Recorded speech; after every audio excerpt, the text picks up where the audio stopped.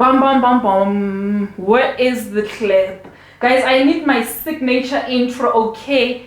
I need my signature intro, Ayanda. Don't do that to me. Teffo, you know very well that the clap, it only comes in when we No, it must come before and after. Before and after. Yeah, this is not just an ordinary. Welcome to Mzansi podcast, guys. Thank you so much. Very cool.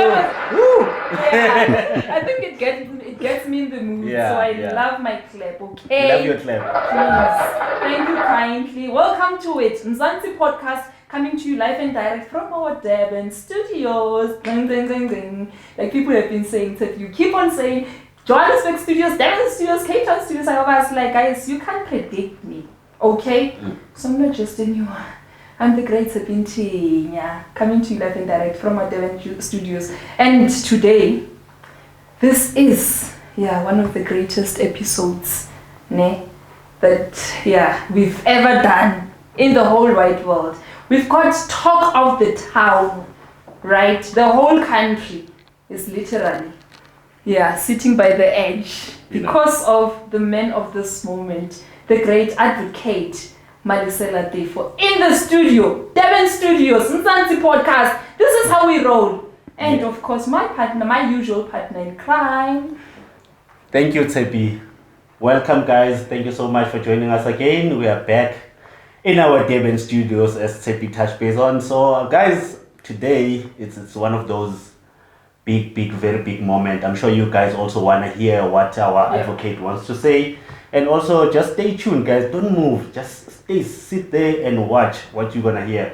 So, I'm not going to be long today, so I'm just going to keep it short and brief, straight to the point. You know, people want to hear. They don't want to, they want to know what's going on, what all these things are happening around the men of the moment. Yeah. So, and basically everybody has got something to say, dear advocate Teffo, like about you. Each and every person has got something to say about you. Even if it's how you dress up, even if it's how you walk, it's how you walk, even if it's your humor, even if it's your conduct in court. Exactly. But generally, what you ever talk about when you are in the media space. But I know one thing I like is that we don't just fabricate stories about people. We have people on this couch, to speak straight from the horse's mouth. Hence, we have you today. Yes. Now, here's your official clap to welcome you officially. Welcome. Thank you. Thank you, Teffo. Yeah, good to have you here. Good afternoon. How are you doing? I'm superb. Me? Yeah, I'm living.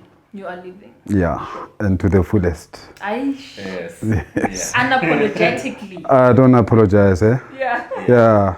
So I live once as my creator has given me this opportunity. Yeah, many today, they didn't see this chance, this opportunity. Yeah, they had their moment, they've gone, their episode are closed.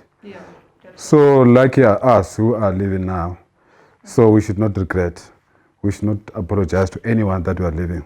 The only one that we can apologize to, not even apologize to, but make sure that we pray. We pray to him and not pray hard. I normally say people should not pray hard. Pray. There you have it, South Africa. Count your blessings. Be grateful for the gift of life. So says Advocate Malesela Teffo in the Studio Mzansi podcast. So Advocate, you started off as a police officer. Talk us through how that would be before you became an advocate. I mean, we saw you in your SAPS uniform. Yeah. That picture has been trending on social media. It was. How did that even come about? Yeah. From such to a whole advocate. Thank you. I never thought I'd be in the police. It never crossed my mind. Usually I become default police officer. You see. But anyway, there is nothing that I regret because I've learned a lot. And I'm who I am, depending where you're coming from. I can further say I am what I am. You see. I'm both who I am and what I am because of having been in the police. So to me, I always tell the people that it has been God's plan about me to first go in the police, because my first career, I wanted to go straight to study law. Yeah, but I didn't do well at school in terms of my matric. It was school leaving. Okay. Yeah. Just allowed me to go. At least you had matric, but not exemption. You see, and considering the fact that I'm African child, I'm not from well-to-do family. I'm from a very humble family. Yeah, that is the good thing that I liked about my family. My father was the only breadwinner. We never went to bed empty stomach. You see, as he was working for us. So I joined the police in 1995. Okay. Yeah, I recruited from Johannesburg, here in Braamfontein. All right. Yeah, then on the 11th of January 1995, we went to the college. So in my year, when I applied for the job as the police, we were told that there were about 260,000 applicants. So by that time, they needed only 2,000. So I happened to make it. Yeah. Yeah, so I definitely appreciate. I don't take it lightly. Yeah, you can think about 260,000 for the 2,000 vacancies. But I was one of those who made it. Yeah. I often make my colleagues or my friend to laugh. I said it was like, just think about it. We were 260,000, and then these people, we have to be nominated by God to say, I have to select those who must come to heaven. Yeah. And those I didn't select, they must go to hell to go and burn. Talking about that very moment when you started with the police, what motivated you to actually decide on you want to be a police? Yeah, good question. The motivator was my mother, to be honest. After my matric, which my first matric was 89. I failed, but it gave me the opportunity to not accredited. What was this term that we use? Like I was doing 7 subjects, then I failed 3 supplementary. Yeah. Yes. I made a supplementary during June, and then I don't want to say something because my teachers will follow me. I wrote supplementary during June. Yeah, during June. I think we were about 5 or 7 who were supplementing. Yeah. Yes. So now, at that time, during June, others were writing the half-year exams, and we were writing the supplementary. So in the morning, the teacher, the invigilator will come and give us the question papers, everything. Then they will leave us. We were writing our exam at the teacher's quarters, you see? Yeah. And then the invigilator will be with us. With the 10 minutes, said, okay, guys, I trust you. We're going to check other people when they are writing. They will leave us until we finish. The teacher will come after we finish. You see? Yeah. So then we'll go there. Yeah. First time, we wrote. Then, indeed, the teacher came after we wrote. Remember, we are writing 3. Then, the following day, we came, and then we were taken there to the headquarters. Then we wrote. The same story happened. Now, on the second day, we said, guys, But no, this is our opportunity to write open exam. Because the teachers, the examiners, the invigilator, they just take time to go and look those people who are writing half year. Yeah. Yes. So, third day, we wrote open book exam. Yeah. Yeah, we just told guys, no, this is the time. Yeah. Yeah, we just wait because we went there with our textbooks. Yeah, straight away.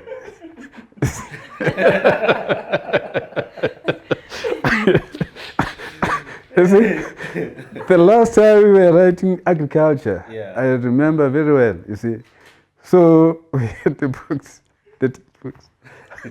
The teacher did as usual, the invigilator did as usual. Then he went, and we said, no. Then we count. 5 minutes later, the guys, it's the time now. Hi. Yeah. Agasa boya vela. Text.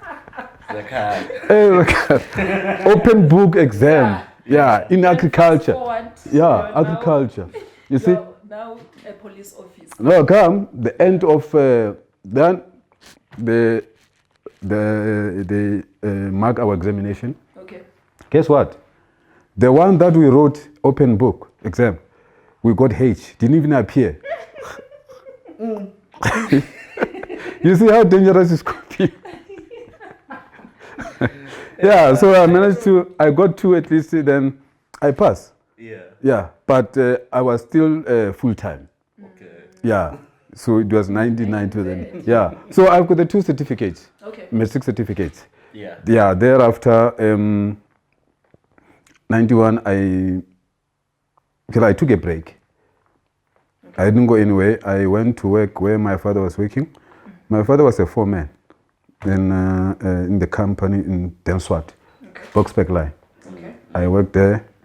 Then the following year, 92, I went to LM Mangwape Agri College in Daum, Buputazwana by that time. Mm-hmm. Yeah. So the same year, 92, I became a SRC in Buputazwana, yeah. Then come the second year, the students had their own demands. There, we had the ladies' accommodation, we get the guys' accommodation. It was nice there. I was chubby during that time. We were eating fresh, the veg, the milk. Yeah, not skinny that I am. Yeah. Not skinny me. You see? So, yeah. In 93, they had their demands. And as a leadership there, we were the one taking the baton, the punches. Yeah. There was something that happened, but I cannot explain, which it warranted that the police to intervene. During that time, if you can remember, the 93, the Buputazwana police, if they beat you and you cripple, you are lucky. Actually, they will beat you to kill. You see? I think if you remember the incident of one of these guys, it was the student at the University of Buputazwana, Unibo. We call him Bokaba. Yeah. The guy was crippled by the police. Mm-hmm. Yeah, he was a leader, you see. Sure. Yeah. So in 93, there was also that kind of a strike at LM Mangwape Agri College. Okay. Yeah, so I ran away. You see, I since left my trunk there and the books there. Until today, I don't know what happened with my books there.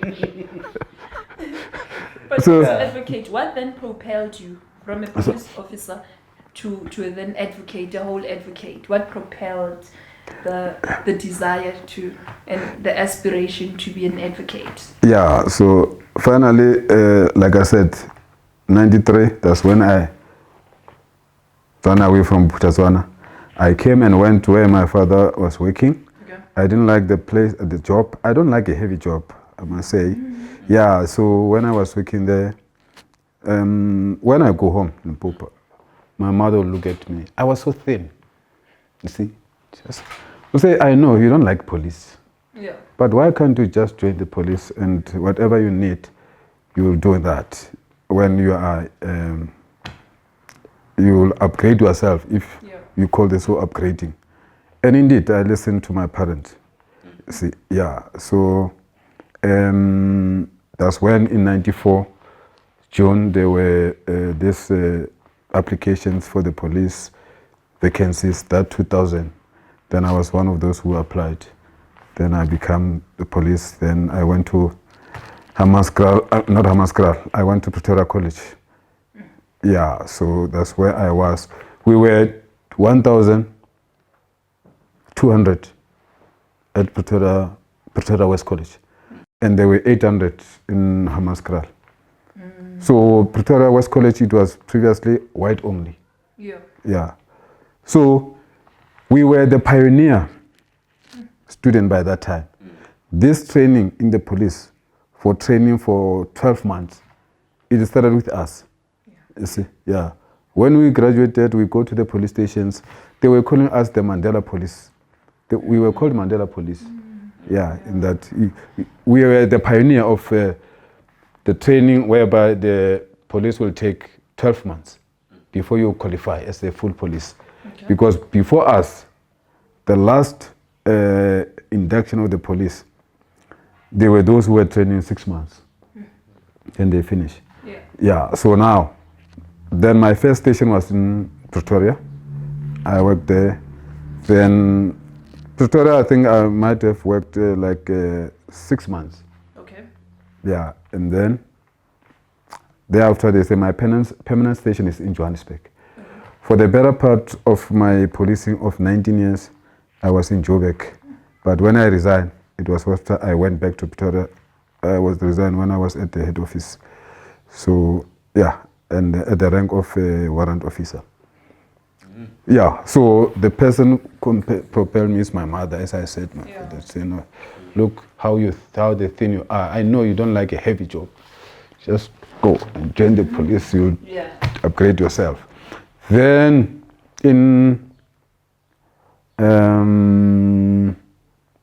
I completed my degree in 2008 from University of Johannesburg. And I studied that in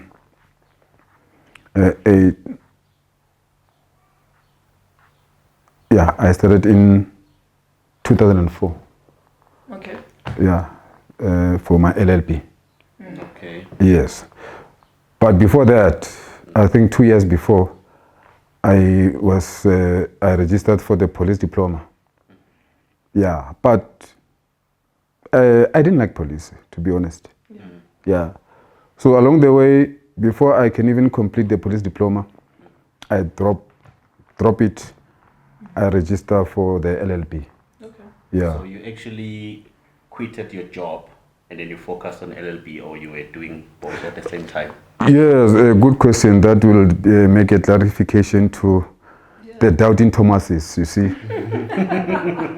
There's a lot of doubting Thomases. Yeah. Yeah, and I often say with a tongue on cheek that I'm brilliant, I'm genius, I'm everything good. Yeah, because I don't need any explanation. I don't need any approval from anyone when I say this, you see. So there is nothing wrong to be at UNISA, you see. We've got the people, the professors, best people. Yeah. Yes. I've got the angle of mine there. Professor Malesela Teffo is a lecturer, is a professor at UNISA. See, so there's no way I can berate the institution where one of my own is there. You see, yes, yeah.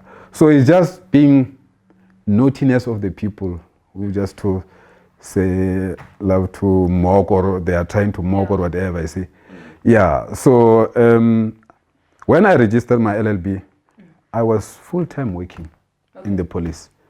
Yes. So and it was nice. It was easy for me because I was doing about 42 modules. Yes, for that course of 4 years. Okay. Yeah. See. So I was like at the university. It's not like a high school or primary where they mark register to say, hey, Tsepiso, Present, meneer. Yeah. Kidding. Okay. No. Yeah. At varsity, you are adult, you are responsible, you are a student. That's why they say you are a student. It means that you are independent. You know the good and the bad. You know if you don't do what, you know how it will harm you or how it will disadvantage you. You see? So I will only make sure that I'm not skipping the class exams or the monthly exams.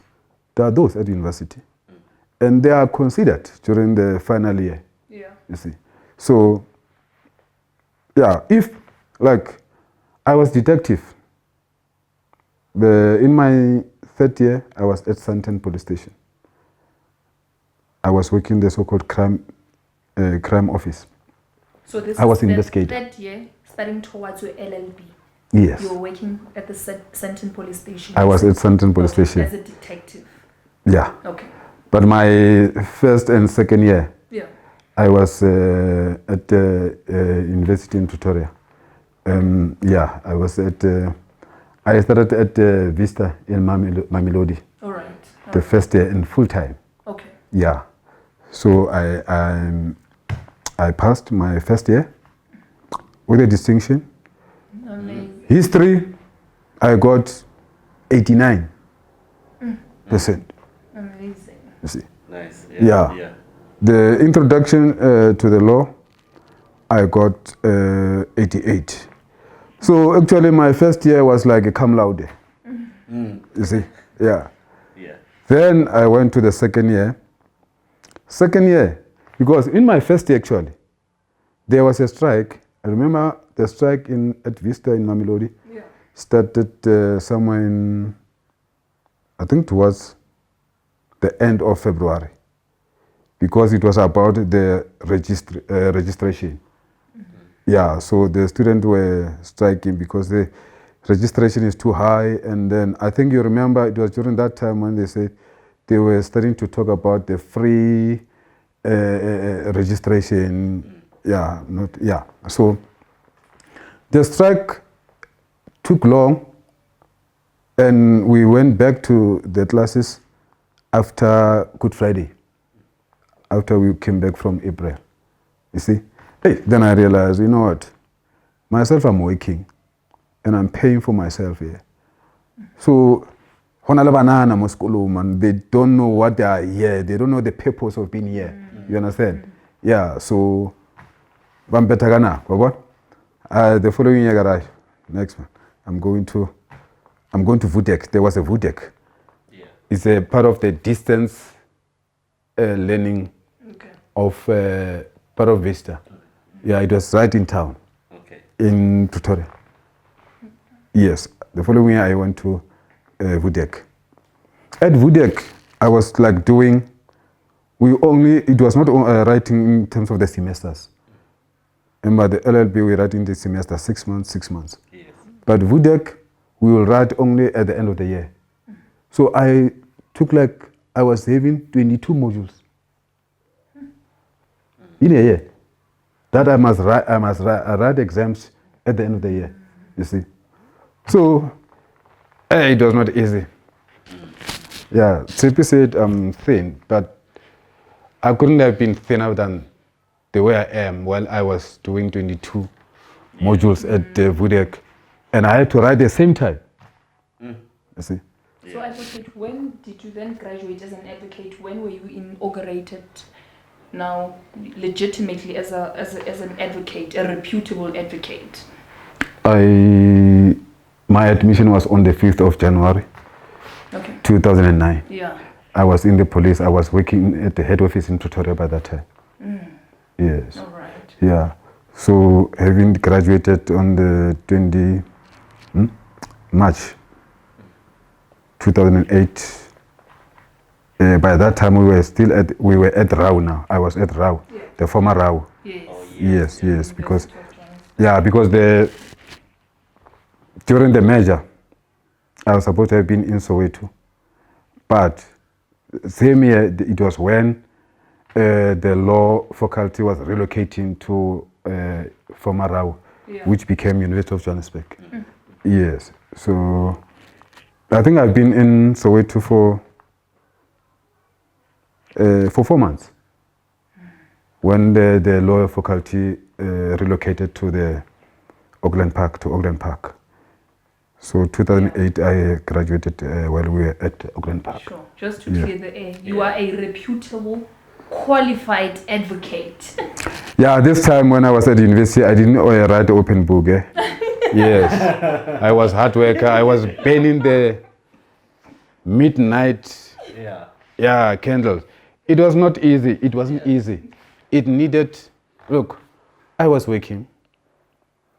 It needed a strict, a serious discipline. Yeah, you have to, I will tell the people that my life is boring. Yeah.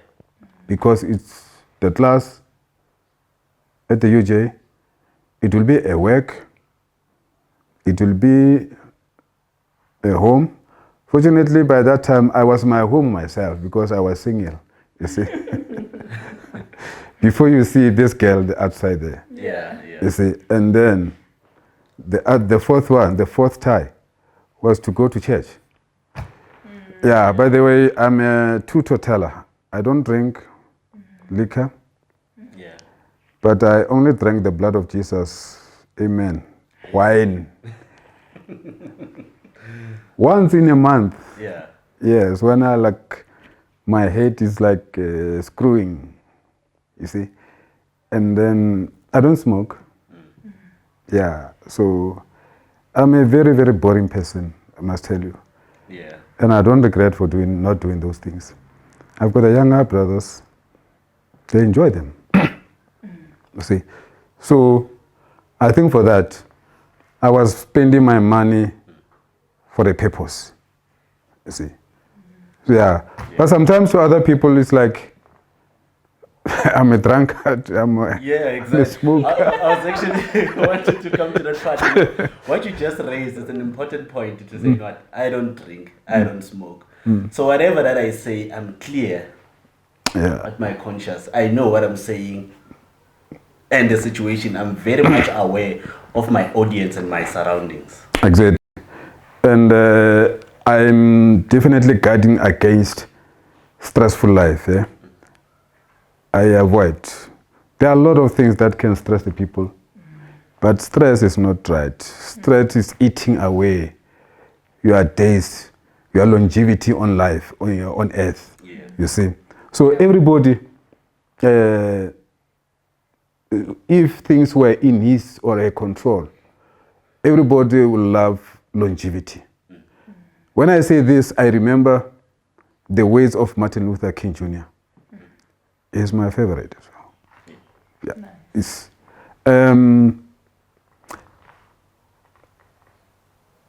At one stage, he was saying, he was a pastor, that man. I don't know. No, he was a reverend. Okay. Martin Luther, it was like, when things coming, he will see. I'm talking about the death here. To me, it was like Martin Luther saw his death coming, and he knew when I'm going to die. And I knew how I'm going to die. See? Because I followed him. I read a lot of books about Martin Luther King. You remember how he was killed? He was killed by the sniper from the balcony. You see? Yeah. Yeah, he was with the members of his church. Yeah. Yes. So, a day before he dies, on his death eve, it was today, he dies tomorrow, he was speaking to some of his clergymen. He said, we all wish, I wish, and everybody's a wish, that if it was possible for us to be in communication with God, we will all ask longevity. You see, longevity meaning long life. Yeah. So hence I'm saying that man, he saw that this is coming, just like that. And then tomorrow, he was shot by the sniper. So like Martin Luther King Jr., you are prophesizing your own fate as well, I take it. What faith? No. Your fate. Oh, my your fate. Your own fate. No, I was just saying this. Some of yeah. No, I wish I can be part of something like that. The prophet, be a visionary, not visionary in the sense of the witchcraft. You see, visionary spiritually. Yeah, in a good way. You see, not in an African way. Yeah. You see, so. Yeah, somehow, somewhere, I can tell you, really. There are other things like when I was 7 years. They happened in my life, in my adult life. Yeah. I can tell you. You see? So like the family that I have, God showed me. You see? And the career that I have, where I am, God showed me. Say, don't worry. You'll be there one day. I'm from the bushes. I'm coming from the bushes. I went through the bush and the smaller bush and the shrubs, and there were snakes and the creatures that were, I've been beaten by the Lord. So that's why now I fear no one. Yeah. Yes. And you are here today. Today I'm here, you see. And I don't apologize to anyone. I'm here from Mzansi. What is then God showing you regarding the Senzo Meyiwa case? Like, where is it headed to? Yeah. What do you see? Hey. What do you want me to say? Say Vumani first. Okay, no. Now this is very serious, eh? Yeah. Yeah. I often become so emotional with this situation. See, it wasn't easy to accept this case from Sfiso. We spoke. Yeah. And we spoke. He told me, I told him, in terms of the terms and the condition. Then I said, no, I'll take it. And we all, Sfiso is spiritually inclined. Sfiso is a man of God. Yeah. Sfiso is not apologetic to anybody. He knows himself. Yeah. Something that I don't know, and I never ask him, and I won't ask him, as whether he spiritually came after the death of Senzo or what. You see? Yeah. He's got this family who are so inclined spiritually. His wife, they are tight, like, you see, unit family. Yeah, you see. So now, I find that Sfiso and myself, we are spiritually connected. Yeah.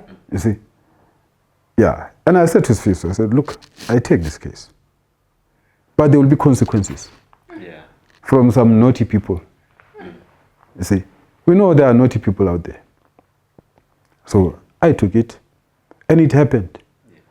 You know, I've been in jail 5 times. People are trying to scare me, trying not to want me to be in this case, because these people, you know, God is working in His way. Yeah. And the ways of God are very mysterious. Are mysterious. They are not known to the normal and ordinary person, you see. So you need to be spiritually inclined in the reality, not a pretender. Because there are those who are, we've got the people who are the Christianity or the biblical fanatic, you see. They don't mean it when they're supposed to be in the real spirituality. Yeah, you see. So, no, I said to Sfiso, things will die. And it was like, yes, our spirit connected. Still even today. And we speak, me and Sfiso, we speak like there can never be. You know what? If 2 days can go by without speaking with Sfiso, it's like 2 months. Yeah. It's like 2 months. Because I know how he feels. And he knows how I feel. You see? So he is aware of these hyenas, that they don't want this to be finalized and revealed, you know. Yeah, so for what is happening now, things are now becoming like worse and worse, you see. And if the people of South Africa and those who care to know out of this country, being in other countries in Africa or being in other continents, if they can know what I know, let me talk about the national people. National, I mean in the country. Yeah. Okay. If the society in this country can know what I know about this situation and mysterious death of Senzo Robert Meyiwa, people will cringe. People will cringe. See. So there are these people who don't want Senzo to rest in peace. It cannot be. Now 8 years. We're still asking, who killed Senzo? It cannot be. And it cannot be that when the people like me, Sfiso, we are trying to push this to finality, there will be the people with considering themselves to be the powerful people because based on their positions in the government. That these people, we have done this and we finish. Who are these people who want to revoke what we have done? Who are these people who want to expose us? Who are they? What are their position? You see? Actually, it's God. God will use a human being to expose another son or the daughter of Satan who has done something bad. You see? God will choose his children. And God, like you said, that he's working in a mysterious way. God will never, when he wants to use a human being, will use an unknown person who's been undermined, person who is nobody. You see? You will never take someone in the high posh office with a suit to say, hey, find out or assist here in finding out and coming to the closure of this investigation about the death of Senzo Meyiwa. So when we talk in Soto, no, Mudimu oberekisa batho ba banyatsegang. Yes. Yeah. Who people, when you come across these people were driving the Porsche cars. Not Porsche cars as a trade name. Porsche car, just expensive car. Yeah. Porsche car can be any car. Yes. Yeah, I've got my 7-year-old. When he sees any car, it's a Porsche car to him because it's beautiful. You see? So talk us through the very moment when you accepted this case, knowing how complicated this case can be. Was it your expertise and your ability to handle this matter? Yeah, good question. My ability cannot be my ability without God's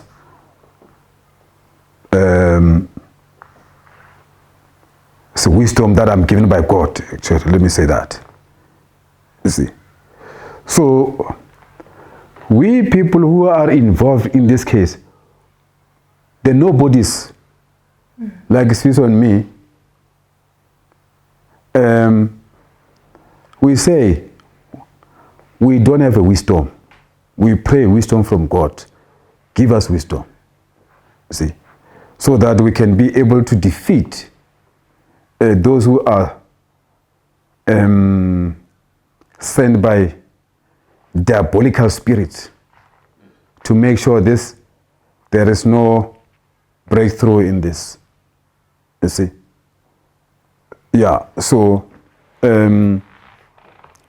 we know what will be the repercussion, like they are happening now. You see? And up to so far, I can say we are still managing. There are tribulations and temptations of this miserable world that are happening to us. At one stage, we were attending one of the conferences at the University of Pretoria on the 13th of December last year, 2021. I was not aware of that, but I became aware later after Senzo said this. He said, in the police, there are rotten people, rotten members in the police. And there are good servants in the police. In the prosecution, there are rotten elements. There are good public servants in the prosecution. The same applies in the judiciary. There are rotten judges. And when I say this, I most of the time evokes evil spirits in other people. Because, there are those people who don't believe that the judges can be corrupt. And the judges are worst corrupt people. I can tell you. Judges are worst, are corrupt. Yeah. Yes. And so there are those, Senzo said, those good public servants in the police, when they want to do the right thing to go and arrest the people whom we as the family suspect they are the one who knows and who are involved in the murder of Senzo. Those people will be treated somehow by their superior. You see? They will either be dismissed, and some they won't be promoted, and the dockets will be taken from them. Can you believe that more than 70 people has investigated the case of Senzo Meyiwa, 636? And no one got breakthrough. More than 70. How possible is that? But also, advocate, you made startling allegations to say you have not just a witness, and I quote, but an eyewitness regarding who pulled the trigger that shot and killed the late Senzo Meyiwa. Is that still the case? Is the witness in existence? Does this witness exist? Whether you are back or not in the case, will the witness testify to give evidence against such allegations? Yes. So at some stage, in law we say each and every case has got its own merits. You see? I heard Aya saying that when you're taking this case being complicated, look, brother and sister, this case is not complicated. My background experience, I look at it, I open my eyes. This case is not complicated at all. But somebody who is so naughty want to complicate it. It's not. Yes. And I've already entangled that things. Hence, at one stage I said what you are saying in the course. You see? So, that is still the case. And I even say that, every day,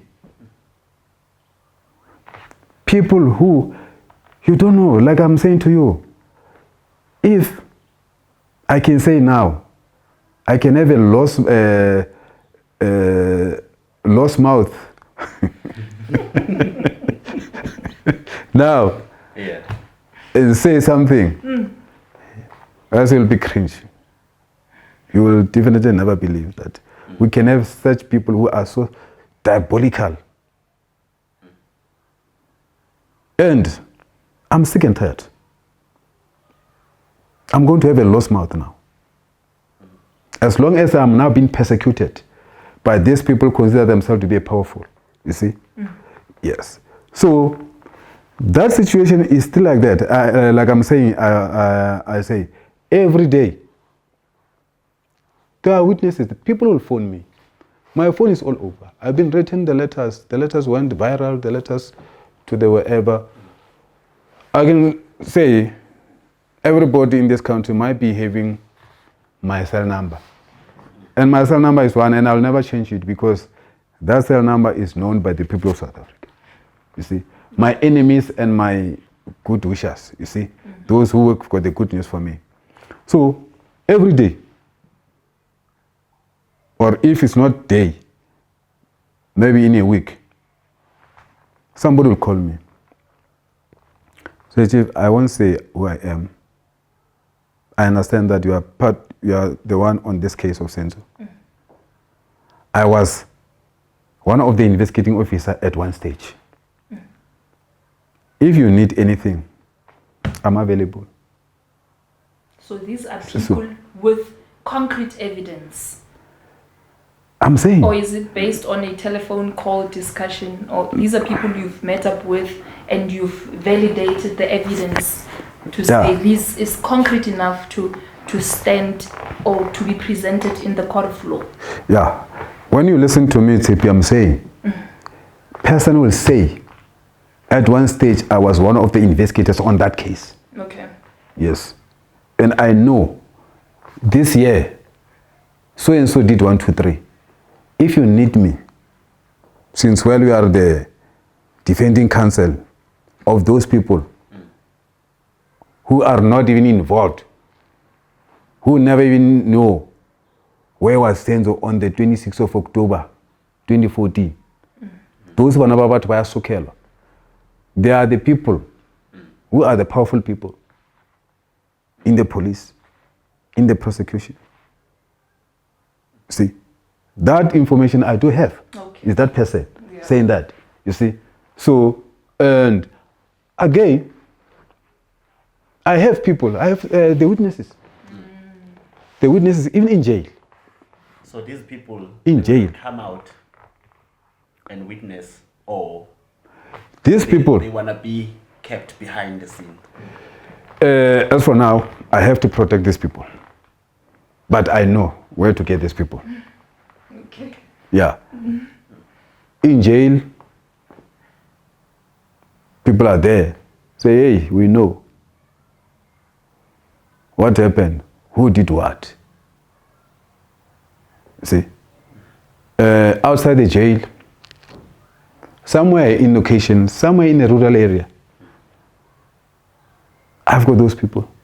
So if that time is right now to bring the people, because now, to be honest, there are 2 cases here with a set of the suspects. The case that is now before the court has got its own set of manufactured accused. Okay. Accused. And then we've got the second case with a set of untouchable suspects. You see, so now to say, because that one, it will be relevant and be formidable to say, I mean, that witness, that is I'm talking about. Yes. And it's no longer one witness, there are 3 witnesses now. The eyewitnesses. You see? So, but now, the evidence of these people cannot be relevant in the case number 636. Okay. Because our target is not the accused. If you understand what I'm saying. Yeah. We should wait until our target is the accused. Number what? Number 1 or 2. You see? Yeah. Then these people, we will write a requisition, say, we go to jail, certain jails, in Gauteng, in Cape Town, halfway Limpopo, request them, say, now guys, the time is ripe now that your evidence will have a value, because our target now, in case 375, it's accused. So come and say this. Now, these important eyewitnesses, if they go now, because I'm not in case 636 again, you know what happened on the 12th again. Yeah. Yes. So it's not like that witness I own, those witnesses I own them. If it's my attorney there proceeding with this case, these are still his witnesses. But it depends on him, his modus operandi. He may want to use them. Or he may say, no, this, I don't want to use them. Let Teffo, because Teffo is now in 375. These are witnesses of 375. Because they cannot just come and waste their breath here to say, yeah, we saw what, and what did what. And then where thereafter, what will the judge do with that evidence? Because the what who did what is not the accused. Yeah. You see? We don't just want to risk the lives of the people to expose them to become the witnesses to say something that won't add value at the end of the day. You see? So I had my own thinking, capacity, intention, strategy, or bulotana still, but I can not do. Or what? Yeah. Yes, to say what I say. Because in this case, to be honest, this is a dangerous case. We are facing the danger. Yeah. And at some stage, you have to ruffle the feathers and see how this person is acting. Because you know, this person is a marksman, is waiting. It's one of those who don't want the success in this case. You have to say and see how they react. And you say those things, and you see this person. It's just that you don't have a power to can control this person to say, hey, every morning when you wake up, you must go to the scale and see how you weigh, how many kg now. But people are eaten away, I can tell you. Advocate, let's perhaps adjourn for a short break. I know that is your vocabulary in court. You adjourn, but you're taking a short break so that perhaps you could, revive yourself. I'm hoping that when we come back from this short break, the advocate will name drop, because I had raffle feathers, 2 dockets, and 3 witnesses. We'll be right back. Sure. Thank you. And that is how we roll back from that short adjournment. What would advocate? It's very etiquette, ya legal, ya courtroom. Adjournment. Adjournment. One. No. I guess we have to advance. You are relevant. Yes. You are relevant. Decorum. Yeah. Hey. Does that ring a bell? Hey. You got Teffo here will break the decorum. And I don't believe some people can write it decorum. You reckon? Yeah. You reckon? Yeah. But speaking about decorum, your conduct in court has been very questionable. I don't know whether it's the actual conduct or are you being undermined as an advocate, especially handling such a high-profile and prolific case, right? We've had Judge Malesela questioning your qualifications as an advocate. We've had Mr. Julius Malema questioning your decorum and your legal practice skills. And we've had the likes of Bongani Bingwa from 702 questioning your overall etiquette.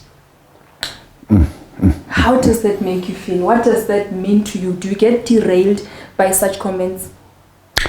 Yeah, decorum. Yeah.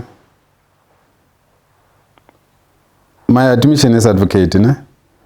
We've been talking about that. 13 years.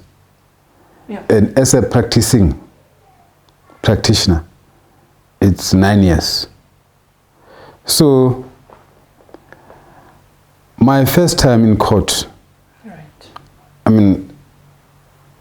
at this moment, as I appear in this court as a counsel for the four in this Senzo Meyiwa case. Actually, it's not Senzo Meyiwa case. I don't know why people are saying Senzo Meyiwa case. This case, the accused, it's a severe and four others. All right, they are alleged accused in the death of Senzo, Robert Meyiwa. Yes. So, and the state is saying these people have killed Senzo Meyiwa. All right. Maybe it's the reason they called Senzo Meyiwa case. Because even myself, one day people, I'm recognized nowadays, and people say, hey, Teffo's fame got into his head. He's so famous, he liked the attention, whatever. Yeah. I'm a very shy person. I respect and I need my space. And I'm very comfortable in my space. Now that this matter is out, is a matter that has got both national and international public interest. There was no way that it could have avoided to be televised. You see? I want to believe that it's televised. When we are in court there are a lot of agencies. You've got all the channels here in South Africa. And I want to believe that we may be having Al Jazeera there. I may not know because I don't question them. Where are you come from? Where you come from? My duty is not to question them. Yeah. My duty is to be in court and do my job. And I love this job that I'm doing. Yeah. Since I started doing it in February. I started my practice on the 1st of February 2014. That's when I started to practice as an advocate. And I resigned from the police on the 13th of January 2014. Right. So I've been in the police for 19 years and 3 days. I remember. Yeah. And not more than 6 hours. I like that extra 3 days. Yeah. No, I often say I'm a historian. Yeah. You see, I did history. History, we talk about the time, like when Jan van Riebeeck came here, he got the breakdown in 1652 and everything. The time is very crucial. It's very important in life, you see. So as to, time is important even in Bible. Because in Bible, human being, your days, you live up to 70 years. If you live beyond 70 years, it's bonus. But that bonus depends. Sometimes God can make you to live up to more than 70 years in order to punish you. You see? Yeah. And sometimes when the person dies at 30 years or 40 years, it's sometimes that it's not that person died before his time, as you maybe will used to say that. Jesus Christ, I'm told, died in the 30 years. Martin Luther King died in the 40 years.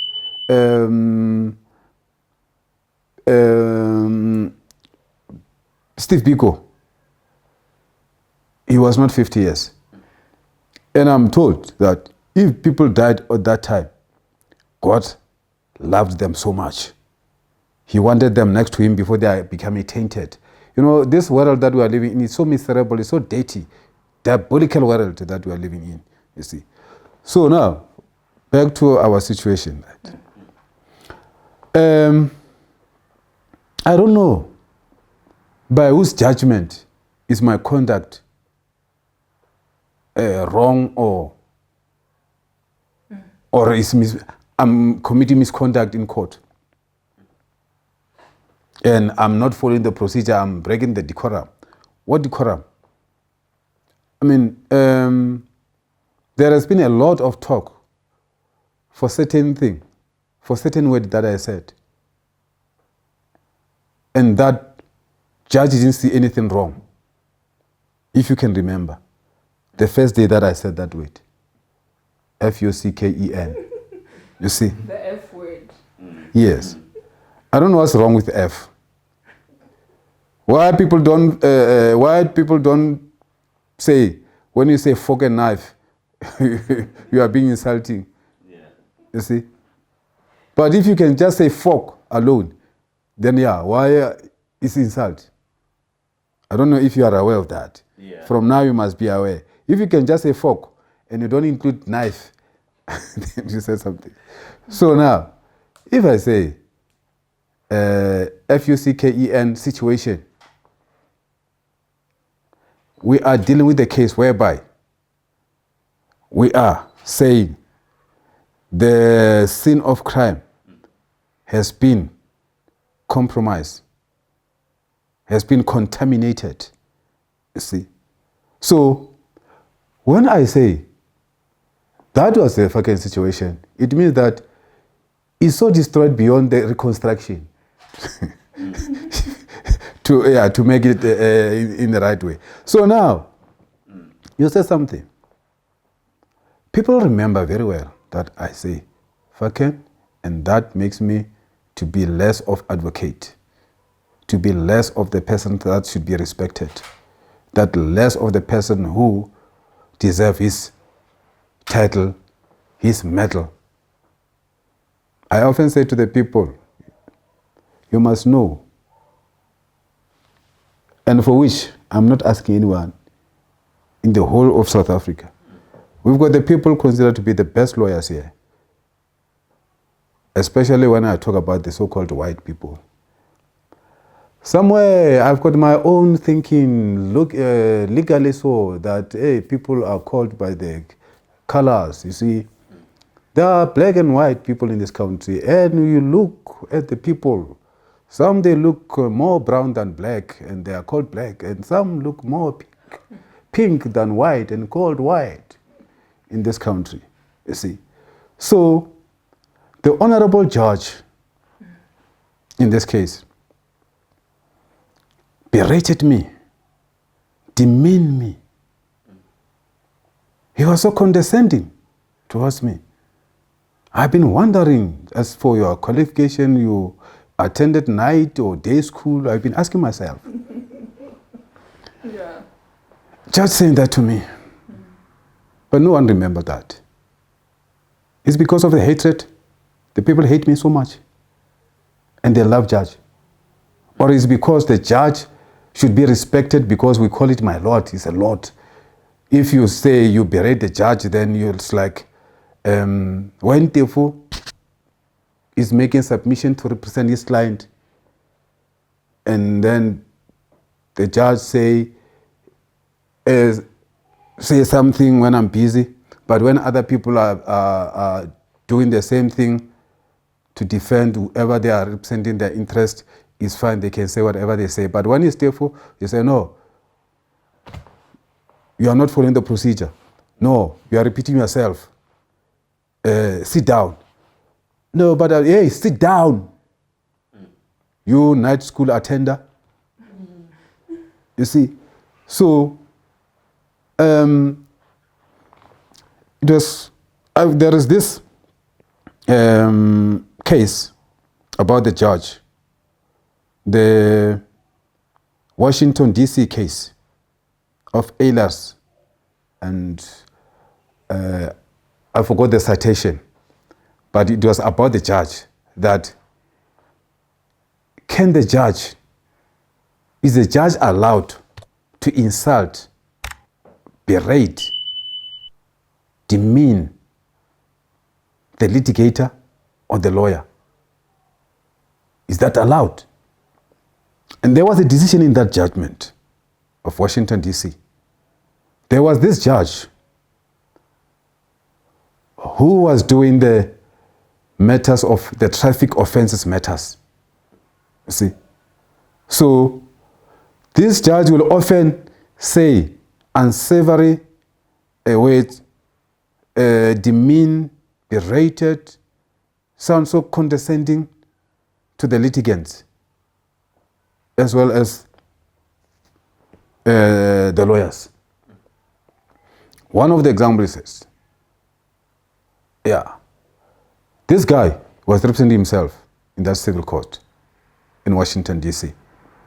This judge said to this person was driving more than the allowed speed. Then the judge said to this person, why were you driving so in high speed in that area, at that zone of so allowed for so much speed? Because I look at you, what you did is definitely not different to you, because you just look so dumb. She will say, it's a lady. She will say all these things. And the people complained. The people complained to the relevant forums. And guess what? The judge was found guilty. And they did not pay that judge salary for 90 days. She was found guilty. And the sentence was, you don't get salary for 90 days. So now, here in South Africa, I can tell you, no one, I'm talking about you people, the civilians, you cannot report judge. Even yourself, you sound like, if I go and report the judge, it's like,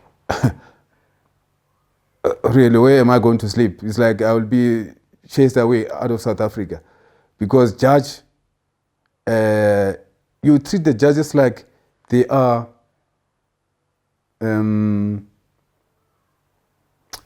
it's like the judge is above, beyond reproach. You see, the judge are not infallible. You see, so if you want to go and think about reporting the judge, it's like you're just thinking like you are committing the biblical sin, blasphemy. Because judge is my Lord. Why should I go and report my Lord? Yeah, you should not treat the judge like it's a God. This judge has said something to me very unsavory, to say, yes, I've been wondering, which school did you attend, night school or day school? It's so berating, it's so demeaning to my character. Yeah. But yet, when I've said something that is nothing, I'll be lambasted. To extend that, no, this person, he must be debarred. He's lowering down the standard of the advocates and the court in this country. How can he say fucking? Mr. My friend, he asked his deputy, yeah, Floyd, how can the advocate say fucking this weight? There are people now, since this case of Senzo Meyiwa came, there are a lot of people who are the judges in the street. They can judge me when I'm doing this case, or the poor soul that is lost. See, why people don't remember what judge said to me? They will only remember what I say. And even when I was saying that weight, I was not like berating someone. I was saying the situation. What is the situation? Who's the situation? Can someone touch the situation? Is the situation even the name? Why is that an issue? To extend that this so-called LPC, it was all over telling the people, Teffo has been misconducting himself. People, the media is all over saying Teffo this, Teffo that, as if Teffo is a Tom Harry came yesterday. I've been long in this game. Like I said, I do have, in my second year, I did the Constitutional Court matter alone. You see, whereby the gurus, the big mind, the big brains at the Constitutional Court at that time in 2015, talking about CJ Mogoeng. And talking about CJ Mogoeng, he once said, in the justice and law, we don't need the celebrity judges. We don't need the celebrity lawyers. People must practice the law. That is the Justice Mogoeng. When you are a judge, don't play to the gallery. Then when you tell Teffo, say, I've been wondering which school did you attend, night school or day school? It's a judge saying that to me. Who is he trying to impress? Who is he trying to impress? Advocate, as a follower of the Senzo Meyiwa murder case myself, like I literally, both of you, in my eyes, are wrong, you and the judge, for him to question your qualifications, but then there are very questionable conduct that you have literally narrated in court, and one would be you would talk back at the judge, which he's the most senior person in court, hence you refer to him as my lordship, right? You would rise when your point of order had not been granted, which according to me, I know that there's a certain authority that you need to uphold to, a legal practice authority that you need to uphold to, especially within a court of law. That is just me. Like, I'd reference a couple of things that I felt I advocate here, I don't think. And of course, you saying the situation is fucked up in a whole court of law, according to me. That is, no. Yes. I may not know law. You are more than welcome to enlighten me. But according to me, being in court, there's a certain of conduct that you need to uphold to, a certain standard that you need to uphold to, right? And you cannot say a situation is fucked up. You cannot talk back at the judge. You cannot rise when your point of order had not been granted. You need to await your time. You need to await permission from the judge to grant to you, then you speak or make your point. That is just according to me. And exactly. Right. Yeah. So both of you, for the judge to question your capabilities and undermining your qualifications and your capabilities as a qualified advocate, that for me was definitely uncalled for. Yeah. Sure. Did you blame him, or did you ever hear someone blaming him for that? No, I'm saying both of you are wrong. Yeah. No, I hear you. Yes. You are becoming the judge here, but you don't judge that judge when you're supposed to judge. Yes. I wish. All right. Yeah, we are in the podcast. It's gonna go viral anyway. I'm good. You see, so it will be teach. We are learning here. You see, yes. To start with, I am very, very, very. I'm saying this, and I often say this. When I say things, I don't need approval, and I'm not asking. And I'm not demanding. I'm saying this because it's me who want to say this. And when I want to say this, what I want to say, and I want to say it, and I say it as I want to say it, without apologizing or asking. You see? Firstly, in response to that, but you sometimes disarm me when you don't sound firm. You see? When you can say to me, that's my nature. Teffo. No, that's not Teffo, man. Teffo is my father. Malesela, you know what? I see this as the wrong thing. You did 1, 2, 3, 4. See? In my own judgment, Cele, that is wrong. You don't say, but I don't know. I think it's wrong, but I don't know. That's why I said you disarm me, because I need these people. I've been said, say, whoever said, even today, I'm wrong in that court. Because there is this blanket, generalization. People cannot tell me. And if you can ask these people who are say, Teffo say fucking and whatever, I can tell you, no one remember the date when I say that word. It was just becoming the song. Yeah, Teffo say fucking. His conduct. There were the day. Remember, this case started exactly on the 22nd of April. And our last day in court, it was the 14th of June. For this period, they remember that I said fucking. But they cannot tell you the date. When was that day?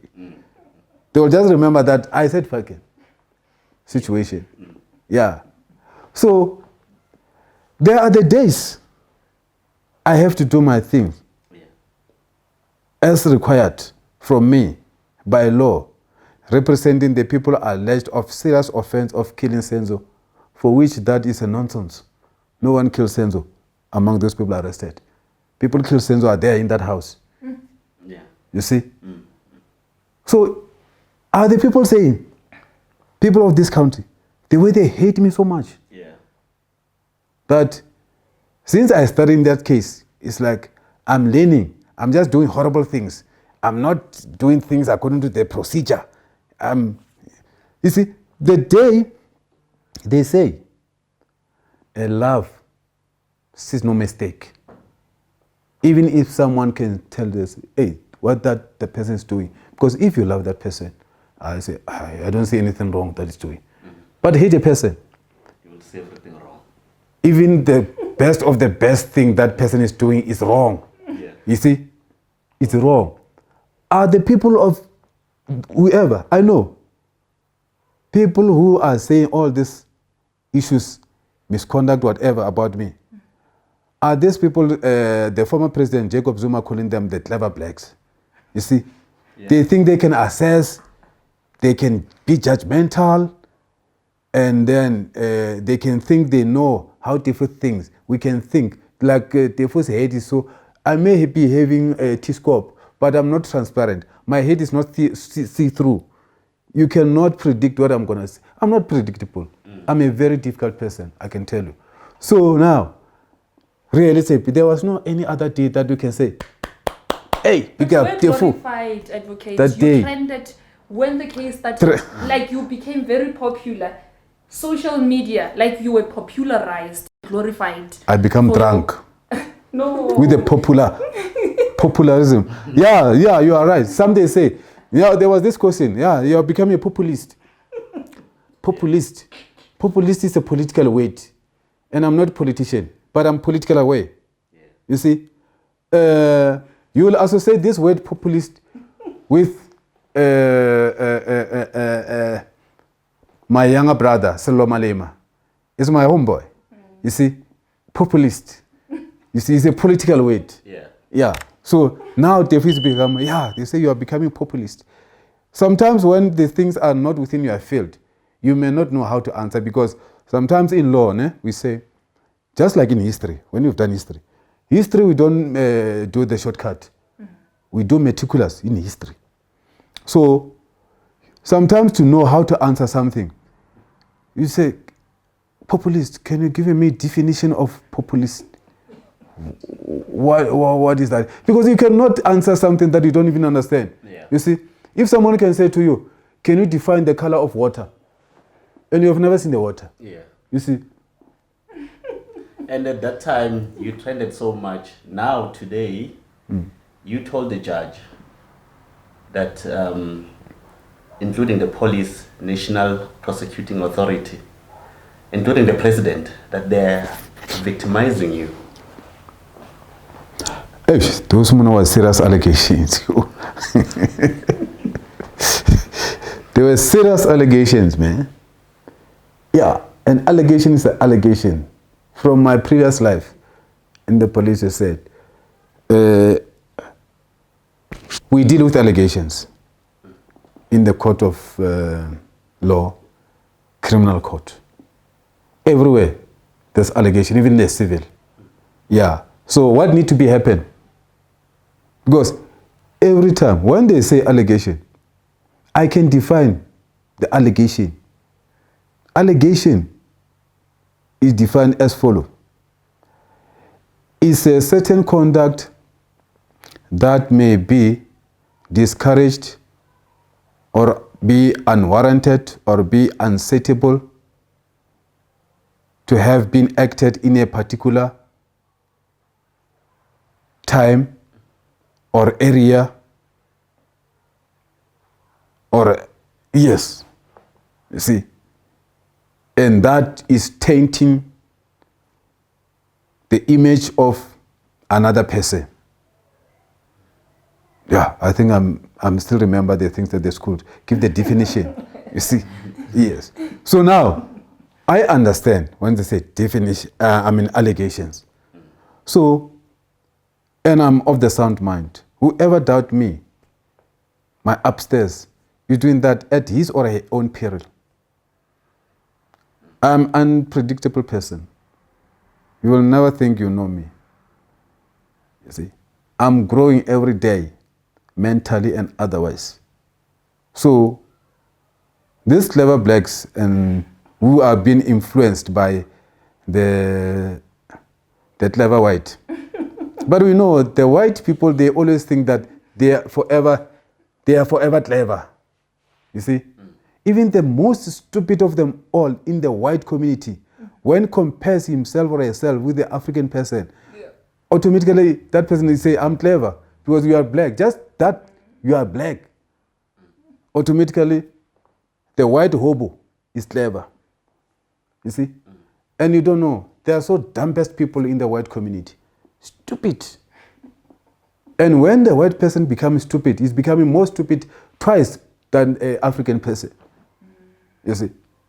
People will laugh at you. Say, hey, I had this whole woman. They'll laugh at you. And even the white person will say, hey, this man cannot speak well English. You know what? As if that white person can speak your vernacular. There are these millennial people. Forgive me if someone is, don't take offense, guys. And I will dare say this, referring to our fellow sisters and younger sisters. You see? For you to sound that you can save someone you represent in court, only Teffo. When you are talking, somebody doesn't see you.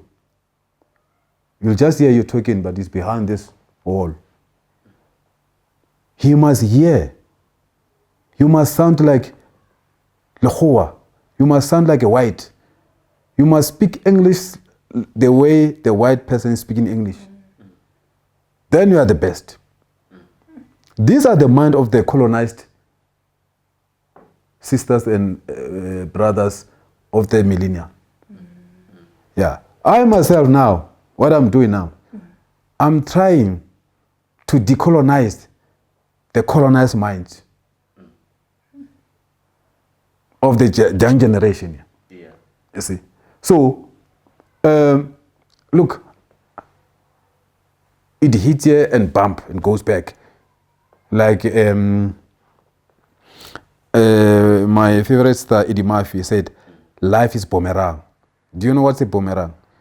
It's a hit there and it comes back to you, who are the throwing. Yeah. You see? So you think you'll demean me, you'll berate me, you will do whatever you think it may be negative and I will feel hurt. Hey, not me, eh? Try someone. So you say, hey, yeah, no, Teffo, he's got the gas, but hey, his English, his English is very poor. His English is like, he's speaking, he's,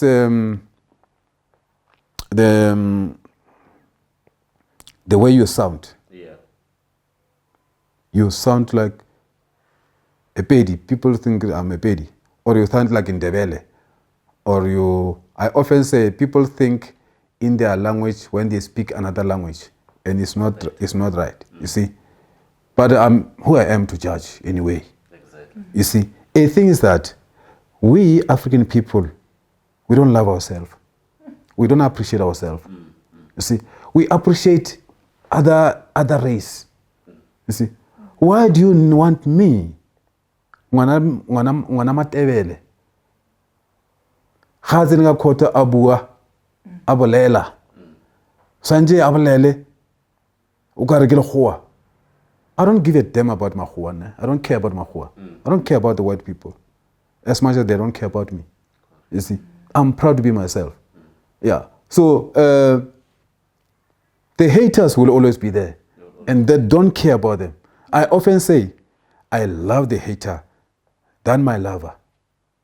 Why? Because my lover will give me too much job to care about that person. But the hater is a minus job. I don't care. Yeah. You see? Yeah. So I'm not there to talk that English.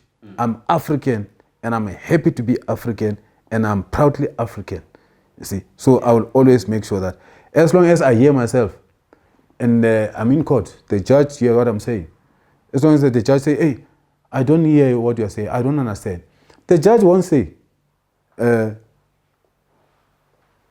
yes, he may say, I don't understand the point that you want to raise. Clarify me, you see? He won't say, hey, I don't hear what you are saying because your accent, man, is like a Mupedi accent. You are talking in an accent that is so horrible. Yeah. Can you talk like Mr. Smith here? You see? Yeah. So if we can start loving ourselves as African people, we appreciate ourselves. Who's blaming Mandela when in Mandela? Ha ha ha ha. No one. Yeah. So with that being said, Julius Silomalema, he mentioned that even if his chicken would go missing, he will never appoint you as an advocate to his chicken. What is your response to that? Yeah, see, I say, Julius Silomalema, he can be the president or he can be CIC of EFF. I love him so much. He's my homeboy. Yeah, from Seshio. You see, Seshio is my district from Mashashani. I'm from Mashashani. See, so I've said where I've been in other spaces that look, I've been asked that question, and I said I've answered, and yeah, I'm going to answer in a very manner that is so developed, so progressed. You see, I've said firstly, Julius said that what he said because a certain journalist asked him, hey, the first withdrawn in that case of Senzo Meyiwa, and then what is your take? Then Julius answered because he was asked with something that has got nothing to do with his press. It's a press conference. Yeah. And that guy was so loud that to make sure that Julius must answer that question, he's not gonna like overlook it. Yeah. Thus, I cannot repeat. You said it verbatim to say in Julius' answer, hey, I'm not gonna. Firstly, because when people spoke, when we speak, when we give the answers to the questions, and when we ask the questions, it should always be in the manner that is educating, and it's in a manner that is respecting other people and other people's feelings. Yeah. You see? So, I understand one thing, that Julius understands the procedure. He knows I'm advocate. And he knows that myself as advocate, I'm still using that old system that I have instructing attorney. You have seen in this case of the instructing attorney. And I understand, he understands very well. Julius has been in and out of the court. You see? He has even insulted some of the advocates to say, these guys of AfriForum. Remember that guy called, not Jan van Riebeck. There was this lawyer of AfriForum. He said, you are the worst lawyer. There was other one who was here before with other case of shooting somewhere, Eastern Cape or what? Yeah. Hey, yeah, I told that man, hey, yeah, he took him on. He said, you are the worst. AfriForum, they did the worst with you. That one. Who was on that other case? No, that one was better. I thought he was worse, but you are worst. You see? What was he doing? What was that? So it means that AfriForum has got something, a horrible lawyer to attend to Julius. And Julius was he was a match. Was bigger than that guy. You see? Yeah. So now, he will know that he will not come to Teffo, say, hey man, my chicken feet, my what? Chicken. Yeah. My chickens have been stolen. You see? And then, where will the case of the chicken go? At the magistrate court, isn't it? Yeah. And you'll know that advocate won't just go to magistrate court. And not just magistrate court, a district court. The last court. That if you talk about the money there, the money is up to the limit of 60,000, if I'm not mistaken. But now we are viral, we are live. People are going to comment, they will correct me. If I say the money in the district court is until 60,000, maybe it's up to 30,000. But 60,000, I want to believe. Because in terms of monetary value, when you are taking the case, they are rate. There's a regional court. The money can be something like until 120,000, whatever. They go up like that, you see. When you are demanding the money, something like 1 billion, you cannot go to the magistrate court or regional court. You start from the high court up, you see. So the thieves of the chicken of Malema, they will obviously go to the district court, and advocate Teffo won't come there. I'm too big. You're too big for that. Yeah, I'm too big.